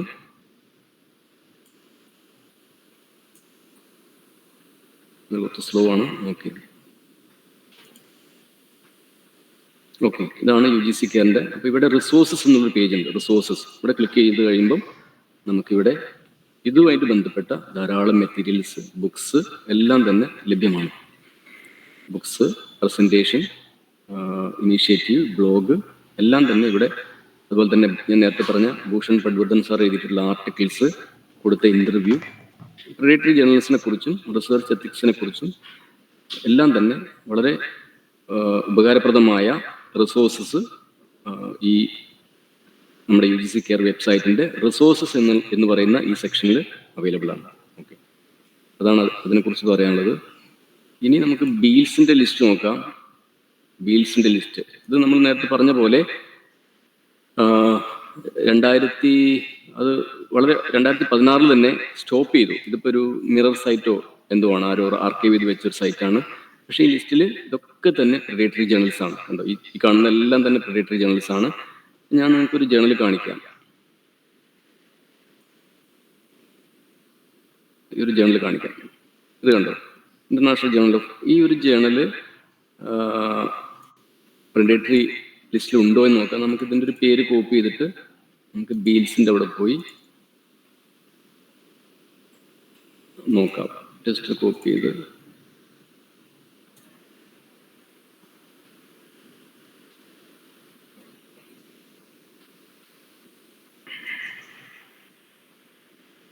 നമുക്കിവിടെ നോക്കാം.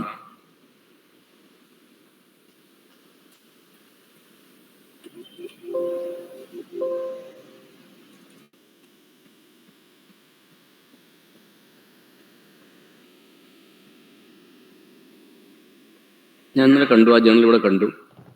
അപ്പോൾ അതെന്തായാലും ഇവിടെയുണ്ട്. അപ്പോൾ ഈ രീതിയിൽ നമുക്ക്, അതാണ് ആ ടൂൾ. ഒരു ടൂൾ നമ്മൾ പറഞ്ഞിട്ടുള്ള ഒരു ടൂൾ അതാണ് ബീൽസിന്റെ ലിസ്റ്റ്. ഇനി ഈ ഒരു ജേർണൽ നിങ്ങൾ നോക്കൂ. അപ്പം ഒരു പ്രിഡേറ്ററി ജേർണലിനെ എങ്ങനെ ഐഡന്റിഫൈ ചെയ്യാം, എങ്ങനെ കണ്ടെത്താം, അല്ലെങ്കിൽ എന്താണ് അതിന്റെ ഫീച്ചേഴ്സ് എന്നുള്ളത് നിങ്ങൾക്ക് ഇന്നലെ മനസ്സിലായി കാണുമെന്ന് വിചാരിക്കുന്നു.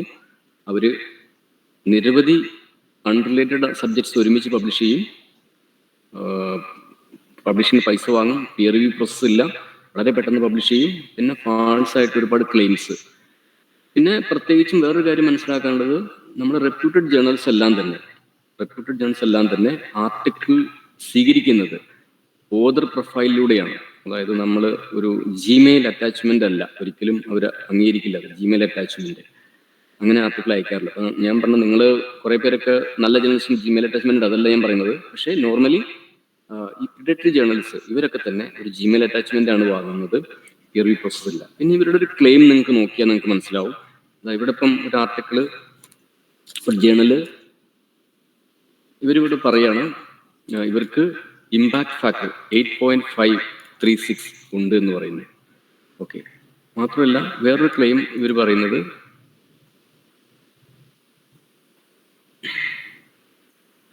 ഇവര് വെബ് ഓഫ് സയൻസിന്റെ എൻഡ് നോട്ടിൽ ഇൻഡെക്സ് ചെയ്യുന്നു. വെബ് ഓഫ് സയൻസിന്റെ എൻഡ് നോട്ടിൽ ഇൻഡെക്സ് ചെയ്യുന്നു എന്നുള്ളത്. ഓക്കെ, ഇതാ വെൽക്കം ടു. ഓക്കെ, ഇതാ IJARESM is indexed in Thomson Reuters EndNote. ഇതൊന്നും നിങ്ങൾ പ്രത്യേകം നോട്ട് ചെയ്ത് വെക്കുക. എന്താണെന്ന് പറയാം, എന്താ പറയാൻ കാരണം, ഈ തോംസൺ റോയിട്ടേഴ്സിന്റെ എൻഡ് നോട്ട് ശരിയാണ്, പക്ഷേ അതൊരു ഇൻഡെക്സിങ് പ്ലാറ്റ്ഫോം അല്ല.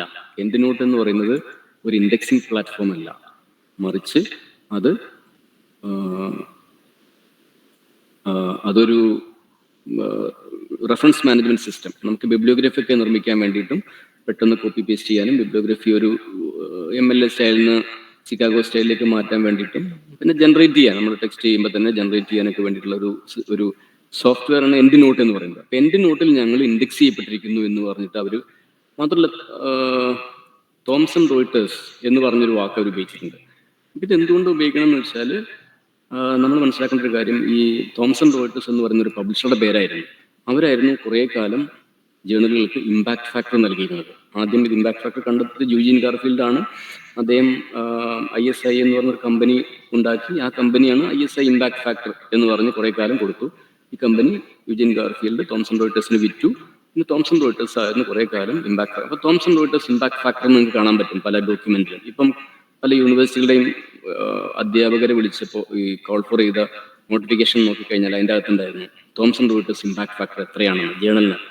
ഓക്കെ, അങ്ങനെ ഒരുപാട് ഫാക്കൽറ്റി മെമ്പേഴ്സ് എന്നെ വിളിച്ചിരുന്നു ഇതൊന്ന് കണ്ടെത്താൻ വേണ്ടിയിട്ട്. അപ്പോഴാണ് ഞാൻ മനസ്സിലാക്കിയത് തോംസൺ റോയിട്ടേഴ്സ് ഇമ്പാക്ട് ഫാക്ടർ ഇപ്പം ഇല്ല. ശരിക്കും പറഞ്ഞാൽ ഇപ്പം ഈ ഇമ്പാക്ട് ഫാക്ടർ കൊടുക്കുന്നതും ഇമ്പാക്ട് ഫാക്ടർ നൽകുന്നതും അതിന്റെ മാനേജ്മെന്റ് എല്ലാം തന്നെ വെബ് ഓഫ് സയൻസ് എന്ന് പറയുന്ന, ക്ലാരിവേറ്റ് എന്ന് പറയുന്ന പബ്ലിഷർ നടത്തുന്ന web of science indexing platform വഴിയാണ്.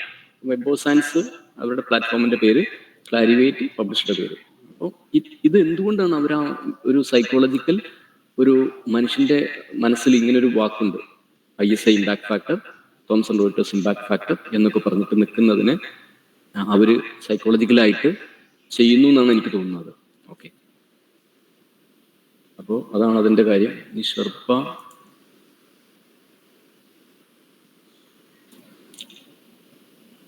റോമിയോ. ഓക്കെ, ഇവിടെ നമുക്ക് ജേണല് നോക്കാം, അല്ലെങ്കിൽ പബ്ലിഷറുടെ പേര് നോക്കാം. അപ്പോൾ എമറാൾഡ് എന്നൊരു പബ്ലിഷറുടെ പേര് നമ്മൾ നോക്കുകയാണെങ്കിൽ അവർ എമറാൾഡിന്റെ എല്ലാ ജേണൽസും ഇതുപോലെ ലിസ്റ്റ് ചെയ്യും. എന്നിട്ട് നമ്മളോട് പറയും, ഒരു പ്രത്യേക പബ്ലിക്കേഷൻ നമ്മൾ നോക്കുകയാണെങ്കിൽ,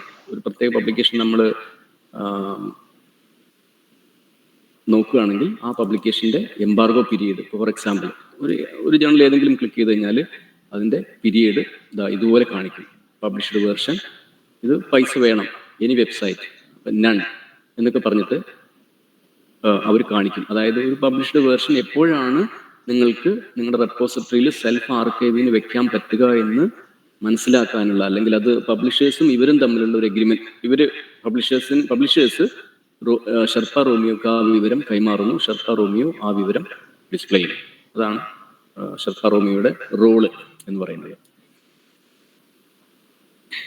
ഇനി നമുക്ക് സ്കോപ്പസിന്റെ ഒരു ചെറിയ സ്കോപ്പസ് ഡാറ്റാബേസിനെ കുറിച്ചുള്ള ചെറിയൊരു ഇത് കാണാം. നമ്മൾ നേരത്തെ കണ്ടല്ലോ. അപ്പം എങ്ങനെയാണ് യൂണിവേഴ്സിറ്റികളുടെ കൊച്ചിൻ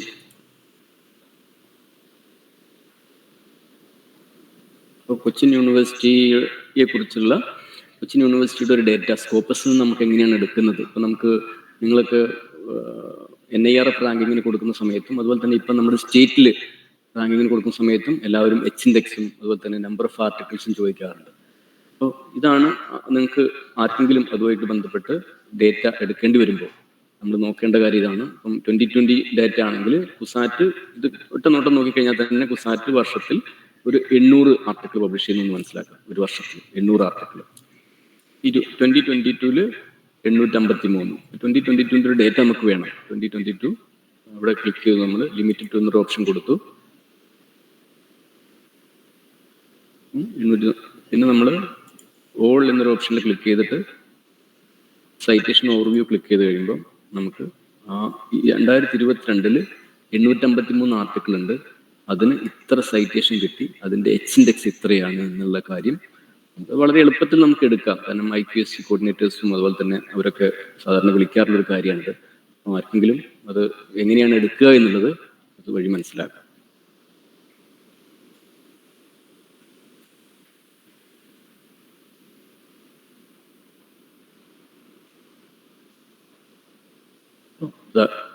H-index 26 ടോട്ടൽ സൈറ്റേഷൻ്റെ എണ്ണം എന്ന് പറയുന്നത് ഇവിടെ കാണാം 4000. ഒരു വർഷത്തെ മാത്രമാണ് 4000 സൈറ്റേഷൻ. H-index 26. ആ 26 ഡോക്യുമെന്റുകൾ, 26 ആർട്ടിക്കിൾസ് ചുരുങ്ങിയത് 26 പ്രാവശ്യമെങ്കിലും സൈറ്റ് ചെയ്തിട്ടുണ്ട്. ഈ രീതിയിലാണ് നമുക്ക് ആ ഡേറ്റ കിട്ടുന്നത്. നമ്മൾ വേൾഡ് ക്ലാസ് നേരത്തെ പറഞ്ഞു, ഇന്ത്യൻ ഇൻസ്റ്റിറ്റ്യൂട്ട് ഓഫ് മാനേജ്മെന്റ് പോലുള്ള സ്ഥാപനങ്ങൾ,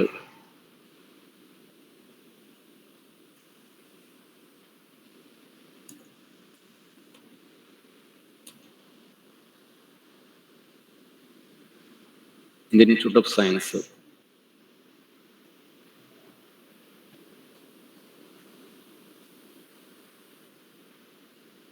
$71,000 ആയിട്ടുണ്ട് അവരുടെ പബ്ലിക്കേഷൻ ഔട്ട്പുട്ട്.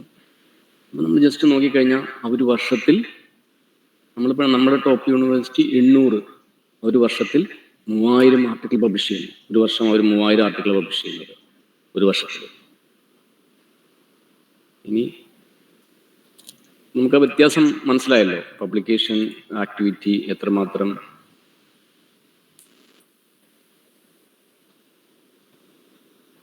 സ്കൂള് പോലുള്ളൊരു യൂണിവേഴ്സിറ്റിയിൽ എന്താണ് നടക്കുന്നത് നമുക്ക് നോക്കാം. 3,73,000 ആർട്ടിക്കിൾസ്.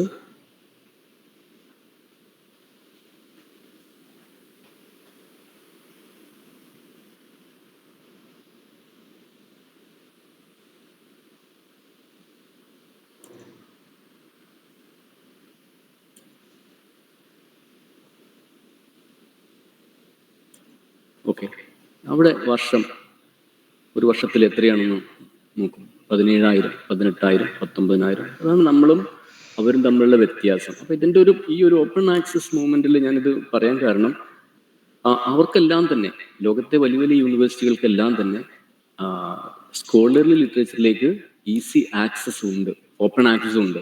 ഒന്നിൽ പണം കൊടുത്ത് വാങ്ങും, അല്ലെങ്കിൽ അവർ ആർക്കൈവിങ്, സെൽഫ് ആർക്കൈവിങ് പോലുള്ള സിസ്റ്റംസ് ഒക്കെ അവർ വളരെയധികം എസ്റ്റാബ്ലിഷ് ചെയ്തിട്ടുണ്ട്. നമ്മൾ ശ്രദ്ധിക്കേണ്ട ഒരു കാര്യം, നമ്മളുടെ നാട്ടിലും ഒന്നുകിൽ നമ്മൾ പണം കൊടുത്ത് വാങ്ങുക, അല്ലെങ്കിൽ ഓതേഴ്സിന്റെ ആർട്ടിക്കിൾസ് ആർക്കൈവ് ചെയ്ത് വെക്കുന്ന ഒരു സിസ്റ്റം വളരെ അത്യാവശ്യമാണ്. ഇപ്പം ഇൻഫിബ്നെറ്റിലെ സ്റ്റാഫുമായിട്ട് ഞാൻ സംസാരിക്കുമ്പോൾ അവരെന്നോട് പറഞ്ഞത്, നമ്മുടെ സൈറ്റേഷൻ വർദ്ധിപ്പിക്കാൻ ഏറ്റവും പ്രധാനപ്പെട്ട ഒരു കാര്യം എന്നുള്ളത് പബ്ലിഷ് ചെയ്യുക എന്നുകൊണ്ട് മാത്രമായില്ല, നല്ല ജേണൽ പബ്ലിഷ് ചെയ്തുകൊണ്ട് മാത്രമായില്ല, അത് നമ്മൾ അവിടെ അത് സബ്സ്ക്രൈബ്ഡ് ആക്സസിലാണ് വരുന്നതെങ്കിൽ നമ്മൾ സെൽഫ് ആർക്കൈവ് ചെയ്തിട്ട് ഗ്രീൻ ഓപ്പൺ ആക്സസ് കൊടുക്കുകയാണെങ്കിൽ മാത്രമാണ് അതിന് കൂടുതൽ സൈറ്റേഷൻ വരിക. അപ്പോൾ ആ ഒരു കാര്യം പറയുന്നതിന് വേണ്ടിയിട്ടാണ് ഞാനിത് കാണിച്ചത്. ഇതാണ് ലോകത്തും ഇന്ത്യയിലെ പ്രീമിയർ ഇൻസ്റ്റിറ്റ്യൂഷനിലും നമ്മുടെ സംസ്ഥാനത്തുമുള്ള സ്ഥാപനങ്ങളുടെ ഏതാണ്ട് ഒരു ചിത്രം, അല്ലെങ്കിൽ ഒരു ആർട്ടിക്കിൾ. കാലിക്കറ്റ് നമുക്ക് നോക്കാം. കാലിക്കറ്റ് യൂണിവേഴ്സിറ്റിന്റെ അണ്ടറിലാണല്ലോ, കാലിക്കറ്റ് യൂണിവേഴ്സിറ്റി ഓഫ് കാലിക്കറ്റ്.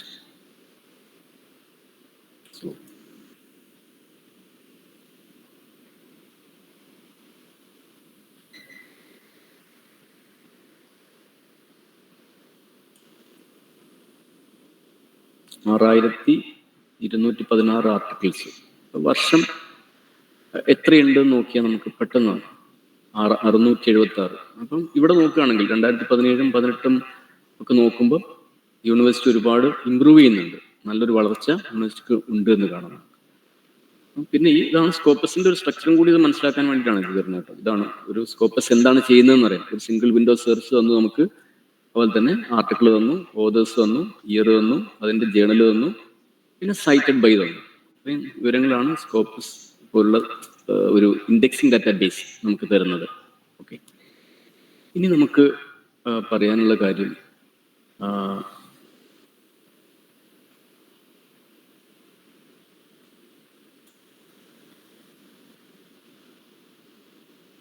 നിങ്ങളുടെ ഗൂഗിൾ സ്കോളറിൻ്റെ ഒരു സെർച്ച്.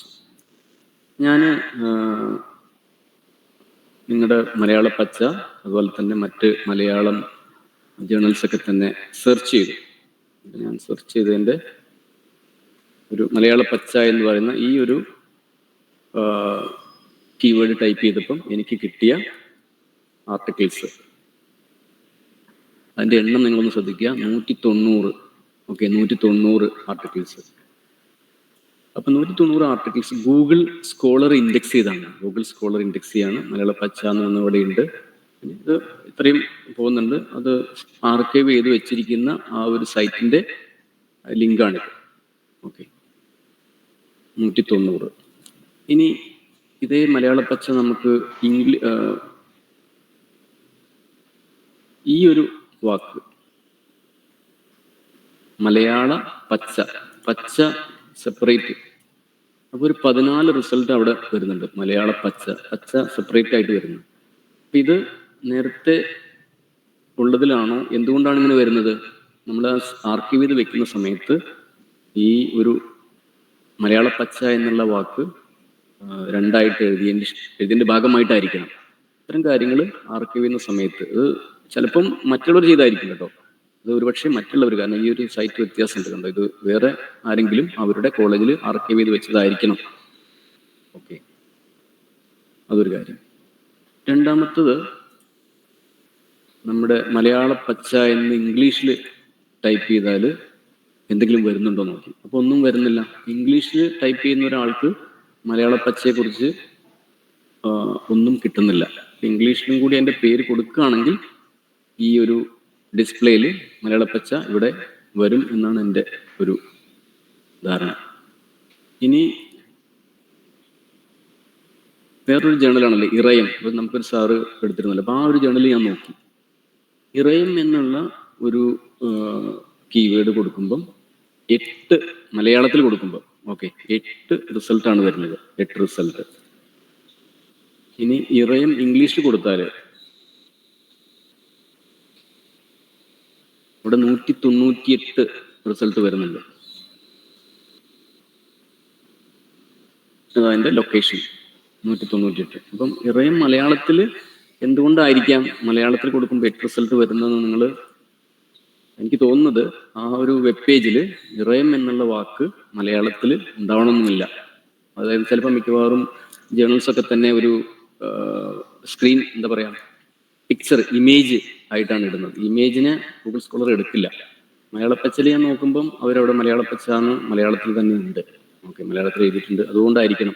ഇതൊരു നോട്ട് ചെയ്യേണ്ട ഒരു പോയിന്റാണ്. നമ്മൾ ഇൻഡെക്സിങ്ങിൽ പ്രധാനപ്പെട്ട ഒരു പോയിന്റാണിത്. കാരണം 198 ആർട്ടിക്കിൾ ശരിക്കും ഉണ്ട്, പക്ഷേ ഒരു സ്കോളർ ഇറയം എന്ന് മലയാളത്തിൽ അടിക്കുമ്പം അത് വരുന്നില്ല. അപ്പോൾ തന്നെ മറ്റൊരു കാര്യം ഞാൻ മനസ്സിലാക്കിയത്, തുടി എന്നുള്ള ജേണൽ മലയാളത്തിൽ നോക്കുമ്പം അതിന് റിസൾട്ട് ഇല്ല. 7 റിസൾട്ട്.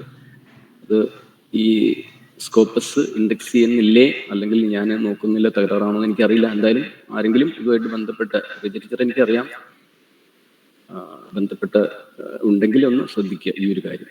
ഒരുപാട് ജേണൽസ് ഞാൻ നോക്കിയിട്ടില്ല, ജസ്റ്റ് കുറച്ച് ജേണൽസ് ഞാൻ നോക്കി. അതുപോലെ തന്നെ ചെങ്ങഴി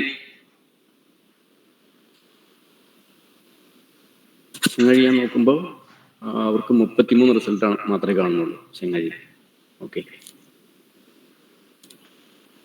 ഇപ്പം ഞാൻ നോക്കിയിട്ട് മലയാളത്തിൽ മുന്നിട്ട് നിൽക്കുന്നത് നിങ്ങളുടെ മലയാള പച്ച തന്നെയാണ്. മലയാളം ഇൻഡെക്സിങ്ങിൽ, അതായത് ഗൂഗിൾ സ്കോളർ ഏറ്റവും കൂടുതൽ മലയാള പച്ച ആർട്ടിക്കിളിനാണ് മലയാളത്തിൽ ഇൻഡെക്സ് ചെയ്തിരിക്കുന്നത്. ആ ഒരു കാര്യത്തിൽ നമുക്ക് അഭിമാനിക്കാം. ഓക്കെ, പിന്നെ എനിക്ക് പറയാനുള്ള മറ്റൊരു കാര്യം, എല്ലാവരും തന്നെ ഗൂഗിൾ സ്കോളറിൽ ഒരു അക്കൗണ്ട് ക്രിയേറ്റ് ചെയ്യുക. ഗൂഗിൾ സ്കോളർ അക്കൗണ്ട് ക്രിയേറ്റ് ചെയ്യുക. ഒരു സാറ് നമുക്ക് പറഞ്ഞിരുന്നല്ലോ, ഈ റിസർച്ചർ ID എന്നൊക്കെ പറഞ്ഞിരുന്നല്ലോ സാറ്, നമുക്ക് ക്ലാസ് എടുത്തിരുന്നല്ലോ. ആ സമയത്ത് പലരും ചോദിച്ചിരുന്നു എന്താണ് റിസർച്ചർ ID. അപ്പോൾ റിസർച്ചർ ID പോലെ തന്നെ നമുക്ക് ഗൂഗിൾ സ്കോളറിന് ഒരു ID വളരെ എളുപ്പത്തിൽ നമുക്ക് എടുക്കാൻ പറ്റും. അപ്പോൾ നമ്മുടെ ഇവിടുന്ന് ഒരു കീവേഡ്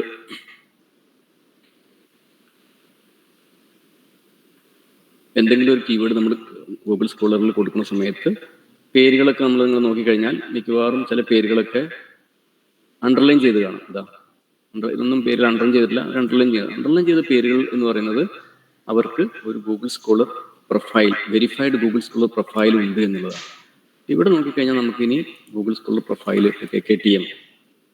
KKTM കോളേജ് എന്നുള്ള ഒരു ഇത് കൊടുത്തു കഴിഞ്ഞാൽ KKTM കോളേജിൽ ഉള്ള ഫാക്കൽറ്റി മെമ്പേഴ്സ്, ഗൂഗിൾ സ്കോളറിൽ അക്കൗണ്ട് എടുത്ത വളരെ കുറച്ച് പേരുണ്ട്, അക്കൗണ്ട് എടുത്തിട്ടുള്ള ഫാക്കൽറ്റി മെമ്പേഴ്സ് നമുക്ക് കാണാൻ പറ്റും. പ്രിൻസിപ്പൾ തന്നെയാണ്. അപ്പോൾ ഈ ഒരു കീവേഡ് ഉപയോഗിച്ച് നമുക്ക് സെർച്ച് ചെയ്യുകയാണെങ്കിൽ, അതായത് നമ്മുടെ ഇൻസ്റ്റിറ്റ്യൂഷണൽ ഇമെയിൽ ID ആണിത്. ഓക്കെ, അപ്പോൾ ബാക്കിയുള്ളവർ ചെയ്തിട്ടില്ല ഉണ്ടാവില്ലായിരിക്കും, അതുകൊണ്ടായിരിക്കണം. ഓക്കെ, അപ്പോൾ ഇതുപോലെ കാണാൻ പറ്റും. അതുപോലെ തന്നെ മലയാളം, ഞാൻ നേരത്തെ കാണിച്ച പോലെ മലയാളം എന്നുള്ള ഫീൽഡിൽ ഉള്ള ആളുകൾ, സർവണ സാറിനെ ഞാൻ കണ്ടല്ലോ, ബഷീർ സാറിനെ കണ്ടല്ലോ. Okay, KKTMcollege.com. അപ്പോൾ ഈ ഒരു ഇത് വർക്ക് ചെയ്യാത്തതുകൊണ്ടാണ് സാർ അതിൽ വരാത്തത് എന്ന് തോന്നുന്നു. ഓക്കെ, പിന്നെ മാത്രമല്ല ഇവർ വെച്ച ഈ ഒരു പർട്ടിക്കുലർ ഇത് കണ്ടോ, അപ്പോൾ ഇത് ഉണ്ടാക്കാൻ വളരെ എളുപ്പമാണ്. ഈ പ്രൊഫൈൽ, ഇത്രയും കാര്യങ്ങളാണ് നമ്മൾ പൂരിപ്പിക്കേണ്ടത് ഒരു ഗൂഗിൾ സ്കോളർ അക്കൗണ്ട് ക്രിയേറ്റ് ചെയ്യുന്നതിന് വേണ്ടിയിട്ട്. അത് ഇവിടെ നമ്മൾ ഇമെയിൽ ഫോർ വെരിഫിക്കേഷൻ എന്നുള്ളത് കൊടുക്കേണ്ടത് നമ്മുടെ ഇൻസ്റ്റിറ്റ്യൂഷണൽ ഇമെയിൽ ID ആണ്. ആ ഇമെയിൽ ID ഗൂഗിൾ സ്കോളർ ഒരു വെരിഫിക്കേഷൻ മെയിൽ സെൻഡ് ചെയ്യും. അത് നിങ്ങൾ ഓക്കെ എന്ന് കൊടുത്തു കഴിഞ്ഞാൽ നമുക്ക് ഒരു പ്രൊഫൈൽ ക്രിയേറ്റ് ചെയ്യാം. പിന്നെ ബാക്കി ഒന്നുകിൽ നമുക്ക് ഇതൊക്കെ അപ്ലോഡ് ചെയ്യാം, അല്ലെങ്കിൽ ഗൂഗിൾ സ്കോളറിൻ്റെ അകത്തൊക്കെയുള്ള നമുക്ക് സജഷൻസ് കാണിച്ചിട്ട് ഇതൊക്കെ നിങ്ങൾ ആർട്ടിക്കിൾ ആണോ എന്ന് ചോദിക്കും. അത് യെസ് പറഞ്ഞാൽ അത് നമുക്ക് അവിടെ നമ്മുടെ പ്രൊഫൈലിൽ വരും. അതർവൈസ് നമുക്ക് മാനുവലായിട്ട് ആഡ് ചെയ്യാം. ഇവിടെ ഒരു ഓപ്ഷൻ ഉണ്ട്, മാനുവലായിട്ട് ആഡ് ചെയ്യാനുള്ള ഓപ്ഷൻ ഉണ്ട്, ആഡ് ചെയ്യാം. പിന്നെ ഗൂഗിൾ സ്കോളറിനും അതുപോലത്തെ ID ഉണ്ട്. ഇപ്പോൾ ഫോർ എക്സാമ്പിൾ നമുക്ക് ഒരു പേര് ഞാൻ നോക്കാം.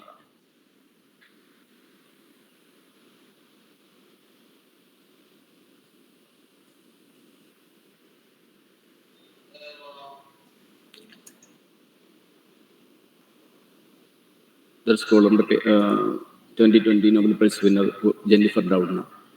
മാഡത്തിന്റെ ആർട്ടിക്കിൾസ് സ്കോളേഴ്സിന്, അതായത് ലോകത്തുള്ള വലിയ വലിയ സ്കോളേഴ്സിനെ കാണുന്നതിനും അവരുടെ വർക്കുകൾ മനസ്സിലാക്കുന്നതിനും അവരുടെ സൈറ്റേഷൻ അറിയുന്നതിനും അവരുടെ HIndexes അറിയുന്നതിനും ITIndexes അറിയുന്നതിനും അവരുടെ ഏറ്റവും പ്രധാനപ്പെട്ട, ഫോർ എക്സാമ്പിൾ ഈ ഒറ്റ കാര്യങ്ങളിലേക്ക് നോക്കിക്കഴിഞ്ഞാൽ തന്നെ നിങ്ങൾക്ക് അവരുടെ ഏറ്റവും പ്രധാനപ്പെട്ട റിസർച്ച് ഫീൽഡ് ഏതാണെന്ന് പറയാൻ പറ്റും. 20,000 സൈറ്റേഷനുള്ള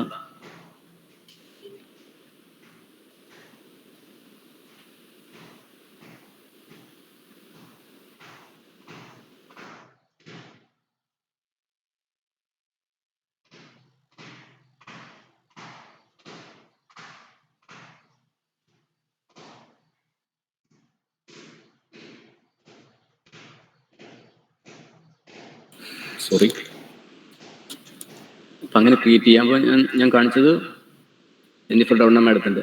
ഇങ്ങനെ നോക്കിക്കഴിഞ്ഞാൽ നമുക്ക് അറിയാൻ പറ്റും. മാത്രമല്ല ഇവിടെ ക്ലിക്ക് ചെയ്ത് കഴിഞ്ഞാൽ ആ സൈറ്റ് ചെയ്ത ആർട്ടിക്കിൾ കാണാൻ പറ്റും. സൈറ്റ് ചെയ്ത ആർട്ടിക്കിൾസ് എല്ലാം തന്നെ കാണാൻ പറ്റും. അപ്പം ഇത് ഒരു ഗൂഗിൾ സ്കോളർ ID. പ്രത്യേകം ഓർക്കുക, വേൾഡ് ക്ലാസ് ഓതേഴ്സ്, വേൾഡിലെ എല്ലാ പ്രൊഫസേഴ്സും, മിക്കവാറും കേംബ്രിഡ്ജ് യൂണിവേഴ്സിറ്റിയിലൊക്കെ തന്നെ 3500 പ്രൊഫൈൽസ് കാണാൻ പറ്റും. നമ്മുടെ കോളേജിലും യൂണിവേഴ്സിറ്റിയിലൊക്കെ തന്നെ വളരെ വളരെ കുറച്ച് ഫാക്കൽറ്റി മെമ്പേഴ്സാണ് ഇത് ചെയ്യാറുള്ളത്. അതൊരു നമ്മൾ ചെയ്യണം. നമുക്ക് വേണ്ടി മാത്രമല്ല, നമ്മുടെ കോളേജിന്റെ വിസിബിലിറ്റി, നമ്മുടെ വർക്ക്സിന്റെ വിസിബിലിറ്റി. ഇപ്പം നിങ്ങൾ മലയാളപ്പച്ചയിൽ ഒരു ആർട്ടിക്കിൾ പബ്ലിഷ് ചെയ്തു, മലയാളപ്പച്ച എന്ന് പറഞ്ഞ ജേണലിന്റെ വിസിബിലിറ്റി എല്ലാം തന്നെ അതിലൂടെ നമുക്ക് ഉണ്ടാക്കാൻ പറ്റും. അതൊരു പ്രധാനപ്പെട്ട പോയിന്റാണ്. പിന്നെ നമ്മൾ സ്കോപ്പസ് പോലുള്ള ID, സ്കോപ്പസിലും മാഡത്തിന്റെ ID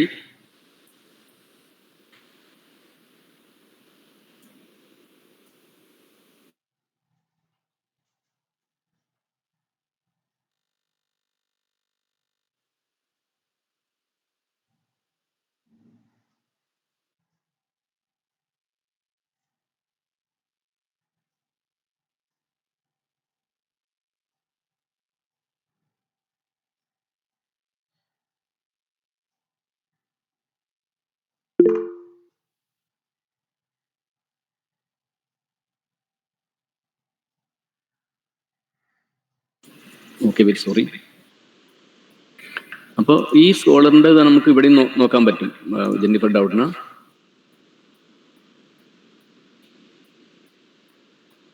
authors, Doudna, Jennifer, 179 articles. Okay, ഇതാണ് ജെന്നിഫർ ഡൗഡ്ന മാഡത്തിൻ്റെ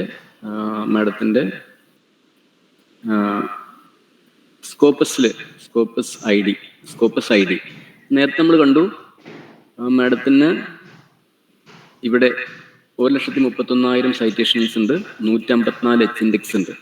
ഓക്കെ, അതാണ് മാഡത്തിൻ്റെ ഗൂഗിൾ സ്കോളറിൽ നമ്മൾ കണ്ട profile. Jennifer Doudna 1,31,000 citations, H index 154. എന്നാൽ സ്കോപ്പസിലേക്ക് വന്ന സമയത്ത് നമുക്ക് കാണാൻ പറ്റും 77,000 സൈറ്റേഷനായിട്ട് മാറി. അത് 77,000 സൈറ്റേഷനായിട്ട് മാറി. പിന്നെ H ഇൻഡെക്സ് 123. ഓക്കെ, അപ്പം എന്തുകൊണ്ടാണ് ഈ കുറവ്? അപ്പം പ്രത്യേകം ഓർക്കുക, സ്കോപ്പസിന്റെ ഐ ഡി എന്ന് പറയുന്നത് നമ്മൾ ഉണ്ടാക്കുന്നതല്ല, സ്കോപ്പസ് നമുക്ക് തരുന്നതാണ്.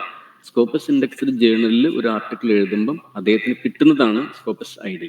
അതുപോലെ തന്നെയാണ് web of science I D. നമ്മൾ ക്രിയേറ്റ് ചെയ്യുന്നതല്ല, നമുക്ക് തരുന്നതാണ്. നേരെ മറിച്ച് ഗൂഗിൾ സ്കോളർ ഐ ഡി നമ്മൾ സ്വയം ഉണ്ടാക്കുന്നതാണ്. അതാണ് ഇത് തമ്മിലുള്ള വ്യത്യാസം. പിന്നെ ഒരു റിസർച്ചർ ഐ ഡി നമുക്ക് സാർ നേരത്തെ പറഞ്ഞല്ലോ, ഓർസിഡ് ഐ ഡി. അപ്പം ഓർസിഡ് ഐ ഡി എന്ന് പറഞ്ഞാൽ നമുക്ക് എല്ലാവർക്കും ക്രിയേറ്റ് ചെയ്യാവുന്ന ഒരു ഐഡിയാണ്. നമ്മുടെ പേരുകളൊക്കെ തന്നെ, അതായത് ഒരു പേര്, നമ്മുടെ പേര് പലതരത്തിൽ പല ഡോക്യുമെന്റിൽ വരുന്നത് ഒഴിവാക്കുന്നതിന് വേണ്ടിയിട്ട് നമ്മുടെ ഒരു ആധാർ കാർഡ് പോലെ ഒരു യുണീക്കായിട്ട് ഐഡന്റിഫൈ ചെയ്യുന്ന ഒരു ഐഡിയാണ് ഓർസിഡ് ഐ ഡി. അപ്പം പ്രധാനപ്പെട്ട ജേർണലിലൊക്കെ തന്നെ നമ്മൾ ഓതർ പ്രൊഫൈൽ പൂരിപ്പിക്കുമ്പോൾ തന്നെ അവർ ആദ്യം ചോദിക്കുന്നത് ഓർസിഡ് ഐ ഡി പൂരിപ്പിക്കാൻ. അത് പൂരിപ്പിക്കുന്നതോടുകൂടി നമ്മുടെ ഡീറ്റെയിൽസ് എല്ലാം തന്നെ അവിടെ വരും. പല പേരുകളുള്ള ആളുകൾ പലതരത്തിൽ ചെയ്യുന്ന ഒഴിവാക്കാൻ വേണ്ടിയിട്ടാണ് ഓർസിഡ് ഐ ഡി ഉണ്ടാക്കുന്നത്. ഓർസിഡ് ഐ ഡി എല്ലാവർക്കും ഉണ്ടാക്കാം, അത് നമ്മൾ ഉണ്ടാക്കുന്നതാണ്. ഗൂഗിൾ സ്കോളർ ഐ ഡി ഉണ്ടാക്കുന്നതാണ്. Web of science I D, Scopus I D അവർ തരുന്നതാണ്. അതാണ് തമ്മിലുള്ള വ്യത്യാസം. അപ്പോൾ ഇത്രയാണ് നമുക്ക് ഇന്ന് പറയാനുള്ള കാര്യങ്ങൾ. ഇനി എന്തെങ്കിലും സംശയങ്ങളോ ഇതുമായിട്ട് ബന്ധപ്പെട്ട് എന്തെങ്കിലും പറയാനുണ്ടെങ്കിൽ ചോദിക്കാം.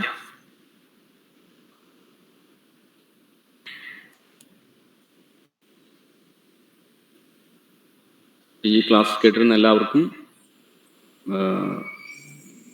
നന്ദി.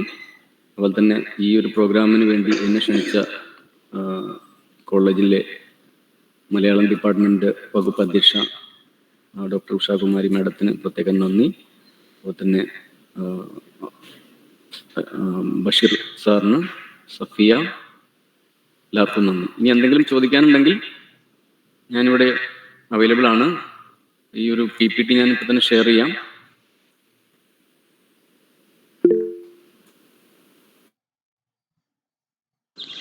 ചോദ്യങ്ങളുണ്ടെങ്കിൽ ചോദിക്കാവുന്നതാണ്, അഭിപ്രായങ്ങളും.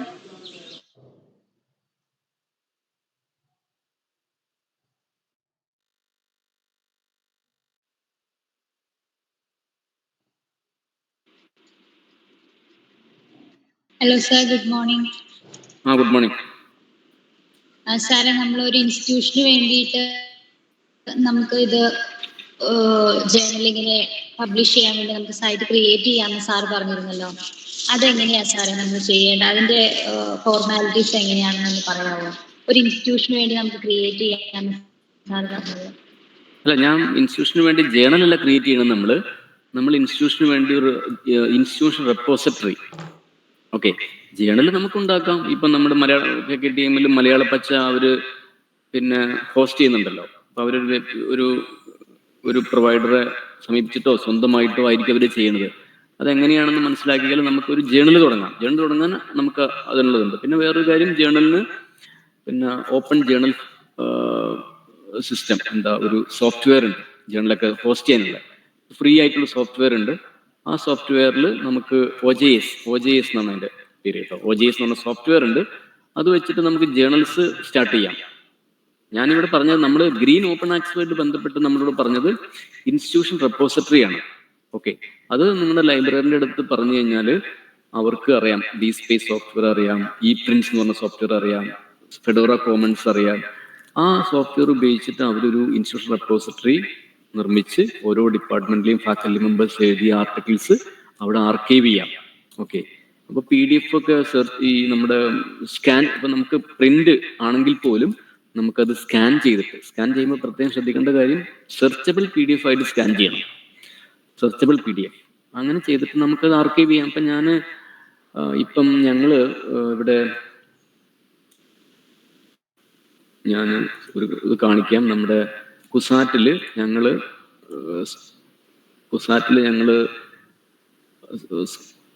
ഒരു Cochin university law review, okay, Cochin university law review എന്ന് പറഞ്ഞിട്ട് ഒരു ജേണൽ, ഇവിടെ പ്രിന്റ് ജേണലാണ് Cochin university law review.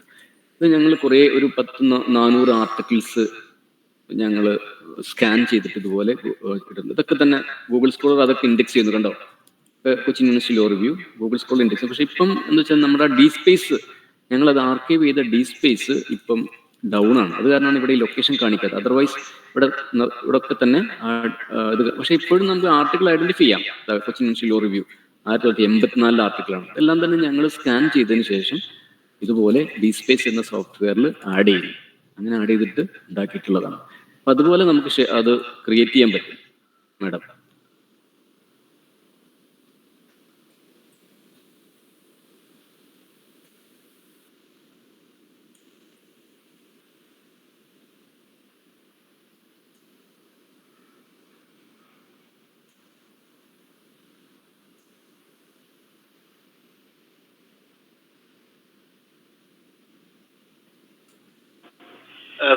Sir ഇപ്പൊ പറഞ്ഞിരുന്ന ആ ഒരു സെക്ഷനും കൂടെ ഒന്ന് PPT-യിലേക്ക് ആഡ് ചെയ്ത് തരാൻ പറ്റുമായിരിക്കോ? ഏതാ സാറേ? ഇപ്പൊ അവസാനം പറഞ്ഞു തന്നില്ലേ നമുക്കിപ്പൊ ചെയ്യാൻ പറ്റുന്ന ആ ഒരു ഡീറ്റെയിലും കൂടെ ഒന്ന് തരാൻ പറ്റുമായിരിക്കും? ഓക്കെ, തീർച്ചയായിട്ടും. അല്ല, അതായത് നമുക്ക് അത് നമ്മള് ഇൻഫിനെറ്റിന്റെ സൈറ്റ് ഞാൻ കാണിച്ചല്ലോ, IR.infinite.com. അത് ശരിക്കും പറഞ്ഞാല് അവര് ഡി സ്പേസ് എന്ന സോഫ്റ്റ്വെയറിൽ അവരുണ്ടാക്കിയിട്ടുള്ളതാണ്, ഒരു മാതൃകയാണത്. അതായത് ഇൻഫിനിറ്റ് സംഘടിപ്പിക്കുന്ന കോൺഫറൻസുകളുടെ പ്രൊസീഡിങ്സ് എല്ലാം തന്നെ അവർ അതിൻ്റെ അകത്ത്. അപ്പൊ നമ്മള് ഇപ്പൊ ചെയ്യുന്ന എല്ലാം തന്നെ നമുക്ക് നേരെ ബോൺ ഡിജിറ്റൽ എന്ന് പറയുന്ന ഒരു ഓപ്ഷൻ കിട്ടുന്നതുകൊണ്ട് നമുക്ക് നേരെ ചെയ്യാം. പണ്ടുള്ളത് നമുക്ക് സ്കാൻ ചെയ്ത് അത് ചെയ്യാം. സ്കാൻ ചെയ്യുമ്പം ഞാൻ പറഞ്ഞു അത് സെർച്ചബിൾ PDF എന്ന് പറഞ്ഞൊരു ഓപ്ഷൻ സ്കാനറിൽ, ചില നല്ല സ്കാനറിലൊക്കെ കാണും. അതെന്തിനാന്ന് വെച്ചാൽ ഗൂഗിൾ സ്കോളറിന് ഇൻഡെക്സ് ചെയ്യണമെങ്കിൽ സെർച്ചബിൾ PDF ഇൻഡെക്സ് നമ്മൾ സ്കാൻ ചെയ്യണം. അപ്പം ഗൂഗിളിന് അവിടെ നിന്ന് തന്നെ അത് കീവേഡ്സ് ഒക്കെ എടുക്കാം.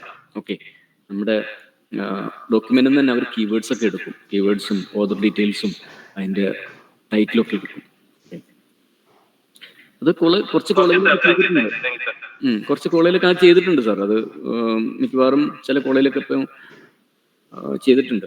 ഡി സ്പേസ് എന്ന സോഫ്റ്റ്വെയർ ആണ് അതിന് ഏറെ കൂടുതൽ ഉപയോഗിക്കുന്നത്, ഡി സ്പേസ്. ഓക്കെ, പിന്നെ വേറൊന്നാണ് ഇപ്രിൻസ്.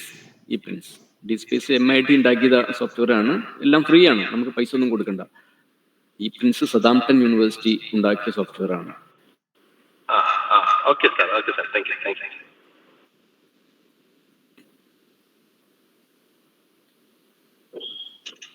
സാറേ, ഒരു ചെറിയൊരു സംശയം. ഈ ക്രിയേറ്റീവ് കോമൺ ലൈസൻസിയുടെ ഒരു കാര്യം സാറ് പറഞ്ഞപ്പോഴേ, അതില് സൈറ്റ് ആർക്കൈവ് ചെയ്യുന്ന സമയത്ത് ഒരു 6 മാസത്തെ ഒരു സമയം പറഞ്ഞു. ഇത് ആരെങ്കിലും ഫിക്സ് ചെയ്യുന്നതാണോ, യൂണിവേഴ്സൽ ആയിട്ടുള്ളതാണോ, പബ്ലിഷർ ഫിക്സ് ചെയ്യുന്നതാണോ, എന്താണ് അതിന്റെ ഒരു രൂപം?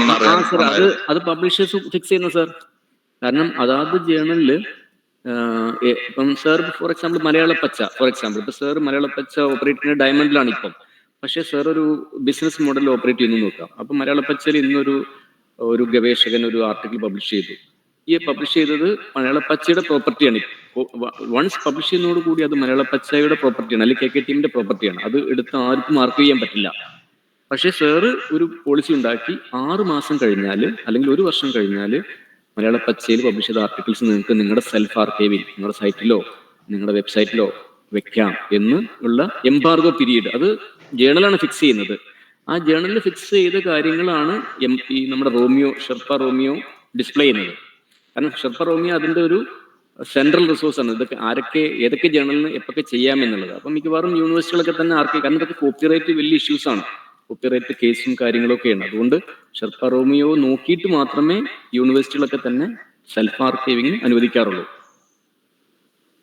ഓക്കെ സാറേ, വളരെ നന്ദി.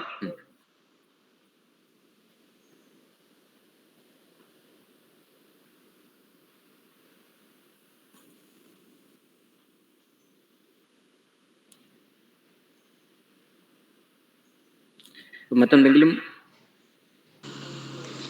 ചോദ്യങ്ങൾ കഴിഞ്ഞു എന്ന് വിചാരിക്കുന്നു.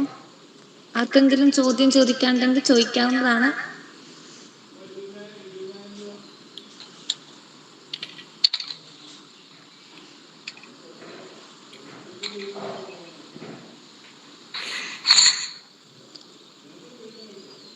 അപ്പൊ ചോദ്യം കഴിഞ്ഞു എന്ന് വിചാരിക്കാം. നന്ദി പറഞ്ഞു.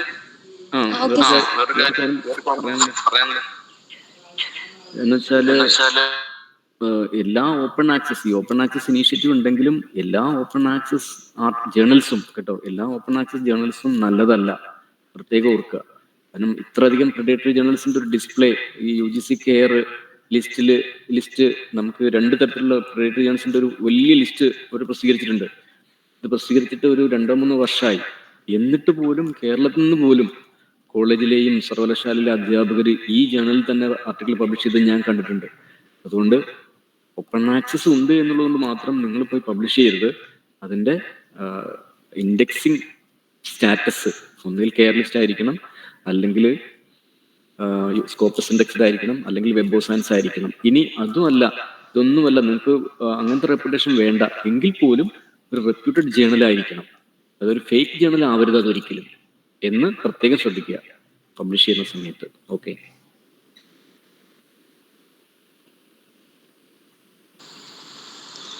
Thank you sir.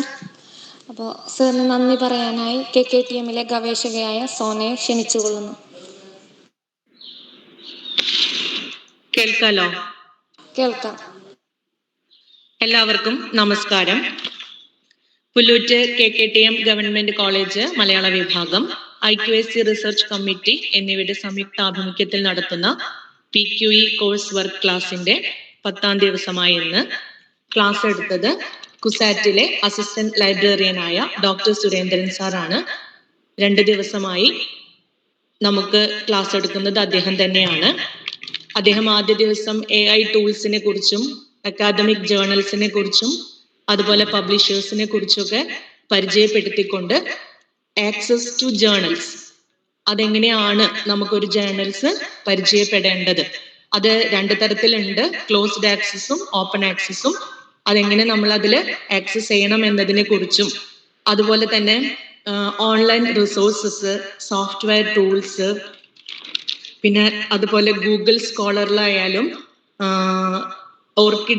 ഓർക്കിഡിലായാലും എങ്ങനെ ID ക്രിയേറ്റ് ചെയ്യണം എന്നതിനെ കുറിച്ചൊക്കെ വളരെ ക്ഷമയോടെ വിശദമായി ക്ലാസ് എടുത്ത് തന്നു. അദ്ദേഹത്തിന് ആദ്യമായിട്ട് മലയാള വിഭാഗത്തിന്റെയും KKTM ഗവൺമെന്റ് കോളേജിന്റെയും പേരിൽ നന്ദി രേഖപ്പെടുത്തുന്നു.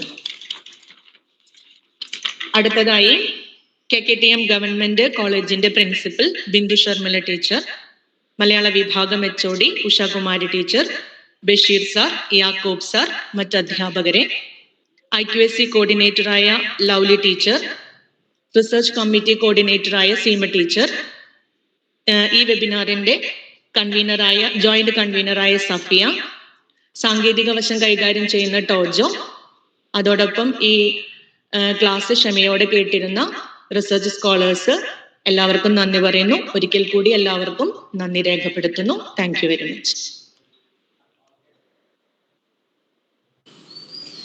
Thank you sir. Thank you. നാളെ കൃത്യം 10:30 അടുത്ത ക്ലാസ് ഉണ്ടായിരിക്കുന്നതാണ്.